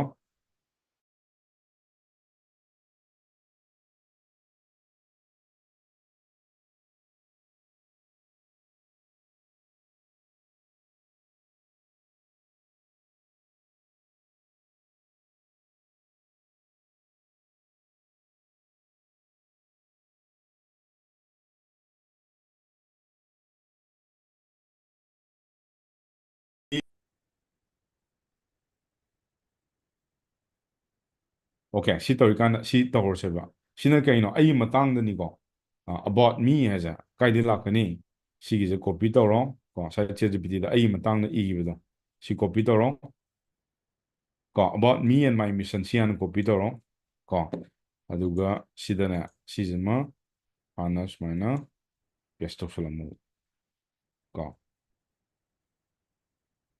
ꯗꯦꯖꯤꯒꯅꯦꯁꯟ ꯀꯣ ꯐꯥꯎꯟꯗꯔ ꯑꯣꯐ ꯀꯩꯅꯣ ꯏꯔꯣ ꯐꯥꯎꯟꯗꯔ ꯑꯣꯐ ꯀꯣ ꯑꯁꯨꯔ ꯑꯦꯀꯥꯗꯃꯤ ꯀꯣ ꯑꯗꯒꯤ ꯑꯩꯒꯤ ꯃꯇꯥꯡꯗꯔ ꯀꯣ ꯅꯪ ꯕ꯭ꯔꯦꯟ ꯀꯩꯝ ꯁꯤꯖꯤꯟꯅꯔꯨꯅꯨ just copy this and boom ꯁꯤꯗ ꯂꯣꯏꯔꯦ ꯀꯣ ꯃꯌꯥꯝ ꯁꯤꯒꯤꯁꯦ ꯈꯤꯇꯪ ꯃꯣꯏ ꯂꯣꯗꯤꯡ ꯇꯧꯔꯤ ꯀꯩꯝ ꯀꯥꯏꯗꯦ ꯍꯣꯔꯦꯟ ꯂꯣꯏꯔꯦ ꯑꯗꯒꯤ ꯅꯪꯒꯤ ꯐꯦꯁꯕꯨꯛꯀꯤ ꯀꯩꯒꯤ ꯍꯥꯞꯄ ꯌꯥꯔꯦ ꯑꯗꯒꯤ ꯁꯤꯒꯤ ꯅꯣꯏꯅ ꯁꯤ ꯇꯧꯔꯛꯄ ꯃꯇꯝꯗ ꯅꯣꯏ ꯁꯥꯔꯇꯤꯐꯤꯀꯦꯠꯀ ꯐꯪꯗꯣꯏꯅꯦ ꯀꯌꯥ ꯍꯥꯏꯗꯣꯏꯅꯦꯕ ꯕꯠ ꯅꯥꯎ ꯑꯥꯏ ꯑꯦꯝ ꯗꯟ ꯑꯩ ꯂꯣꯏꯔꯦꯀꯣ ꯃꯌꯥꯝ ꯁꯦꯞ ꯇꯧꯔꯒꯦ ꯅꯥꯎ my website is done ꯀꯣ ꯁꯤꯗ ꯏꯔꯛꯑꯒꯦ title ꯄꯦꯖꯁꯦ my 7 days AI marketing challenge and this give me 1 second add description okay this is a challenge specially designed for my state of Manipur which I speak which I teach and which I teach and helping my communities and my tribe to develop their skill set by using my 5 pillars of success ma'am see noina dum iro ko ayu ngatang ado hashtag yam maru ko this is the most important part hashtag anai sida nangi ming hapchalo ngarang ju noi tholokpado google daga khangbra ngarang class awo kango ai ming yorambado ko adagi manipur ko si kawba yade manipuri ko manipur da thabak tawge hai tari don't forget this your name ko knock you knock ꯀꯣ ꯁꯨꯃꯥꯏꯅ ꯑꯃꯨꯛ ꯏꯔꯁꯨ ꯌꯥꯏ ꯀꯣ ꯑꯗꯒꯤ ꯑꯃꯅ ꯀꯣ ꯑꯥꯁꯨꯔ academy ꯊꯥꯡꯃꯩꯕꯟ ꯎꯔꯤꯄꯣꯛ ꯁꯤꯡꯖꯃꯩ ꯀꯣ ꯅꯪ ꯑꯗꯨꯝ ꯈꯔ ꯍꯥꯞꯆꯜꯂꯣ ꯅꯪꯅ ꯈꯔ ꯇꯥꯔꯒꯦꯠ ꯇꯧꯅꯤꯡꯕ ꯖꯒꯥ ꯍꯥꯏꯇꯥꯔꯦꯅꯦ ꯃꯤꯗꯤ ꯈꯪꯉꯣꯏ ꯀꯣ ꯃꯅꯨꯡꯗ ꯁꯥꯟꯅꯁꯦꯕ ꯑꯗꯒꯤ add a suffix ꯀꯣ ꯁꯤꯗ ꯅꯪ ꯀꯩ ꯍꯥꯏꯁꯤꯒꯦ okay this is 7 days challenge ꯂꯣꯏꯔꯦ ꯃꯌꯥꯝ ꯀꯣ 1 2 3 go ꯁꯕꯃꯤꯠ ꯇꯧꯔꯒꯦ ꯑꯩ ꯋꯦꯕꯁꯥꯏꯠ ꯂꯣꯏꯔꯦ ꯀꯣ ꯁꯤ ꯅꯣꯏꯗ ꯍꯧꯖꯤꯛ ꯅꯣꯏꯗ ꯁꯤꯌꯔ ꯇꯧꯔꯛꯀꯦ ꯌꯦꯡꯖꯧ ꯅꯠꯇ꯭ꯔꯁꯨ ꯁꯤꯗ ꯍꯥꯟꯅ ꯁꯤꯗ ꯍꯥꯟꯅ ꯌꯦꯡꯉꯁꯤ now 1 2 ꯀꯣ ꯃꯌꯥꯝ ꯍꯧꯖꯤꯛ ꯁꯥꯈꯤꯕꯗꯣ ꯎꯠꯂꯛꯑꯒꯦ 1 2 3 go Join the 7 Days AI Marketing Challenge by Thokchom Surmangol Singh, founder of Asur Academy. Unlock your potential with AI. Da da da da da. Your story. What are you going to learn? Da da da da da. 1, 2, 3, 4, 5, 6. Who is for it? Young entrepreneurs, graduate. Da da da. Chilena. Kana kana gino. Adigi don't just sina testimonial nigo. Adigi sina gino. Here's what you will get at $4.99 only. Ko. ꯑꯗꯒꯤ register for free meet your mentor ꯀꯣ ꯁꯤꯗ ꯐꯣꯇꯣꯁꯦ ꯃꯣꯏ ꯈꯤꯇꯪ ꯇꯞꯄꯦ ꯁꯤꯁꯦ ꯑꯩꯒꯤ ꯃꯇꯥꯡ ꯂꯩꯔꯦ ꯑꯗꯨꯒ ꯁꯤꯗ get certified tag what you'll get guest studies da da da da da exclusive this FAQ ꯃꯌꯥꯝ ꯍꯩ ꯑꯗꯣ ꯑꯩꯅ ꯁꯤꯗ ꯌꯥꯝ ꯊꯨꯅ ꯁꯥꯕꯩꯅꯤ but you need to practice ꯈꯔꯗꯤ ꯒ꯭ꯌꯥꯟ ꯇꯥꯔꯕꯣ ꯌꯥꯝ ꯂꯥꯏꯅ ꯁꯤ ꯄ꯭ꯔꯦꯛꯇꯤꯁ ꯇꯧꯕꯗ ꯑꯗꯣ ꯄ꯭ꯔꯦꯛꯇꯤꯁ ꯇꯧꯗ꯭ꯔꯗꯤ ꯁꯣꯏ ꯑꯣꯏꯔꯣꯏ ꯁꯣꯏ ꯍꯩꯔꯣꯏ you need to practice ꯗꯤꯜ ꯂꯦꯟꯕꯩꯗꯤ ꯇꯧꯔꯨꯅꯨ ꯀꯣ ꯑꯗꯣ ꯁꯤꯗ ꯌꯦꯡꯉꯣꯕ ꯁꯤꯅ ꯀꯩꯅꯣꯒꯤ ꯑꯩꯈꯣꯏꯅ ꯇꯦꯕ꯭ꯂꯦꯠꯇ ꯎꯕꯒꯤ ꯁ꯭ꯇꯥꯏꯜ ꯁꯤꯅ ꯃꯣꯕꯥꯏꯜ ꯐꯣꯟꯗ ꯁꯨꯃꯥꯏꯅ ꯅꯪ ꯍꯧꯖꯤꯛ ꯁꯥꯖꯕ ꯋꯦꯕꯁꯥꯏꯠꯇꯣ ꯁꯨꯃꯥꯏꯅ ꯎꯗꯣꯏꯕ ꯌꯥꯝ ꯀ꯭ꯂꯤꯟ ꯑꯣꯏꯅ ꯌꯥꯝ ꯁ꯭ꯃꯥꯔꯠ ꯑꯣꯏꯅ ꯎꯅꯤ ꯀꯣ ꯕꯤꯒꯤꯅꯔꯁꯅ ꯀꯩꯁꯨ ꯁꯨꯃꯥꯏꯅ ꯇꯥꯡꯉꯝꯃꯣꯏ ꯀꯣ ꯁꯣꯂꯤꯠꯅꯤ ꯃꯌꯥꯝꯁꯤꯗꯤ ꯌꯦꯡꯕꯗ ꯌꯥꯝ ꯃꯁꯥ ꯅꯥꯟꯅ ꯁꯥꯕ ꯍꯥꯏꯗꯣ ꯀ꯭ꯂꯤꯟ ꯑꯣꯏꯅ ꯀꯣ ꯁꯤꯗꯩꯁꯤꯗ ꯑꯩꯅ ꯄꯨꯡ 2 3 ꯊꯥꯗꯔꯗꯤꯀꯣ ꯆꯠ ꯂꯥꯎ ꯊꯥꯗꯣꯔꯛꯀꯅꯤ ꯑꯗꯣ ꯍꯧꯖꯤꯛ ꯖꯔ ꯖꯔ ꯖꯔ ꯁꯥꯕꯩ ꯇꯧꯕ ꯋꯥꯅꯤ ꯑꯣꯀꯦ ꯁꯤ ꯂꯩꯔꯦ ꯀꯣ ꯑꯗꯣ ꯁꯤꯗꯩꯁꯤꯗ ꯑꯗꯨꯝ ꯖꯣꯏꯟ ꯇꯧꯕ ꯌꯥꯔꯅꯤ ꯔꯦꯖꯤꯁꯇꯔ ꯇꯧꯔꯒ ꯑꯗꯒꯤ ꯑꯦꯅꯤꯊꯤꯡ ꯁꯤꯒꯤ ꯄ꯭ꯔꯣꯝ ꯀꯣ ꯁꯤꯗꯩ ꯑꯗꯨꯝ ꯂꯧꯕ ꯌꯥꯔꯅꯤ ꯑꯗꯣ ꯁꯞꯄꯣꯔꯠ ꯀꯣ ꯁꯤꯒꯤ ꯄ꯭ꯔꯣꯝ ꯁꯤꯗꯩ ꯑꯗꯨꯝ ꯂꯧꯔꯣ ꯑꯗꯣ ꯁꯤꯒꯤ ꯀꯩꯅꯣꯁꯤꯗꯤ ꯀꯣ ꯑꯗꯨꯝ ꯈꯨꯗꯛꯇ ꯑꯗꯨꯝ ꯃꯤꯅ ꯄꯦꯗ ꯇꯧꯕ ꯌꯥꯔꯛꯑꯅꯤ ꯑꯗꯣ ꯑꯩ ꯍꯧꯖꯤꯛꯀꯤꯗꯨꯗꯤ ꯐ꯭ꯔꯤꯗ ꯁꯦꯝꯕꯩꯅꯤꯀꯣ ꯁꯤꯅ ꯑꯩ ꯁꯔꯚꯤꯁꯦꯁ ꯀꯣ ꯁꯤꯅ ꯄꯦꯗꯇ ꯑꯣꯏꯔꯁꯨ ꯌꯥꯔꯦ ꯅꯪ ꯐ꯭ꯔꯤ ꯑꯣꯏꯍꯜꯂꯁꯨ ꯌꯥꯔꯦ ꯑꯄꯥꯝꯕ ꯑꯃ ꯅꯪ ꯇꯧꯖꯔꯣ ꯃꯌꯥꯝ ꯁꯤꯅꯤ ꯀꯣ ꯉꯁꯤꯒꯤ ꯄ꯭ꯔꯣꯒ꯭ꯔꯥꯝ ꯍꯥꯏꯇꯥꯔꯒꯗꯤ ꯃꯦꯖꯤꯛ ꯍꯥꯏꯇꯥꯔꯦ ꯉꯁꯤ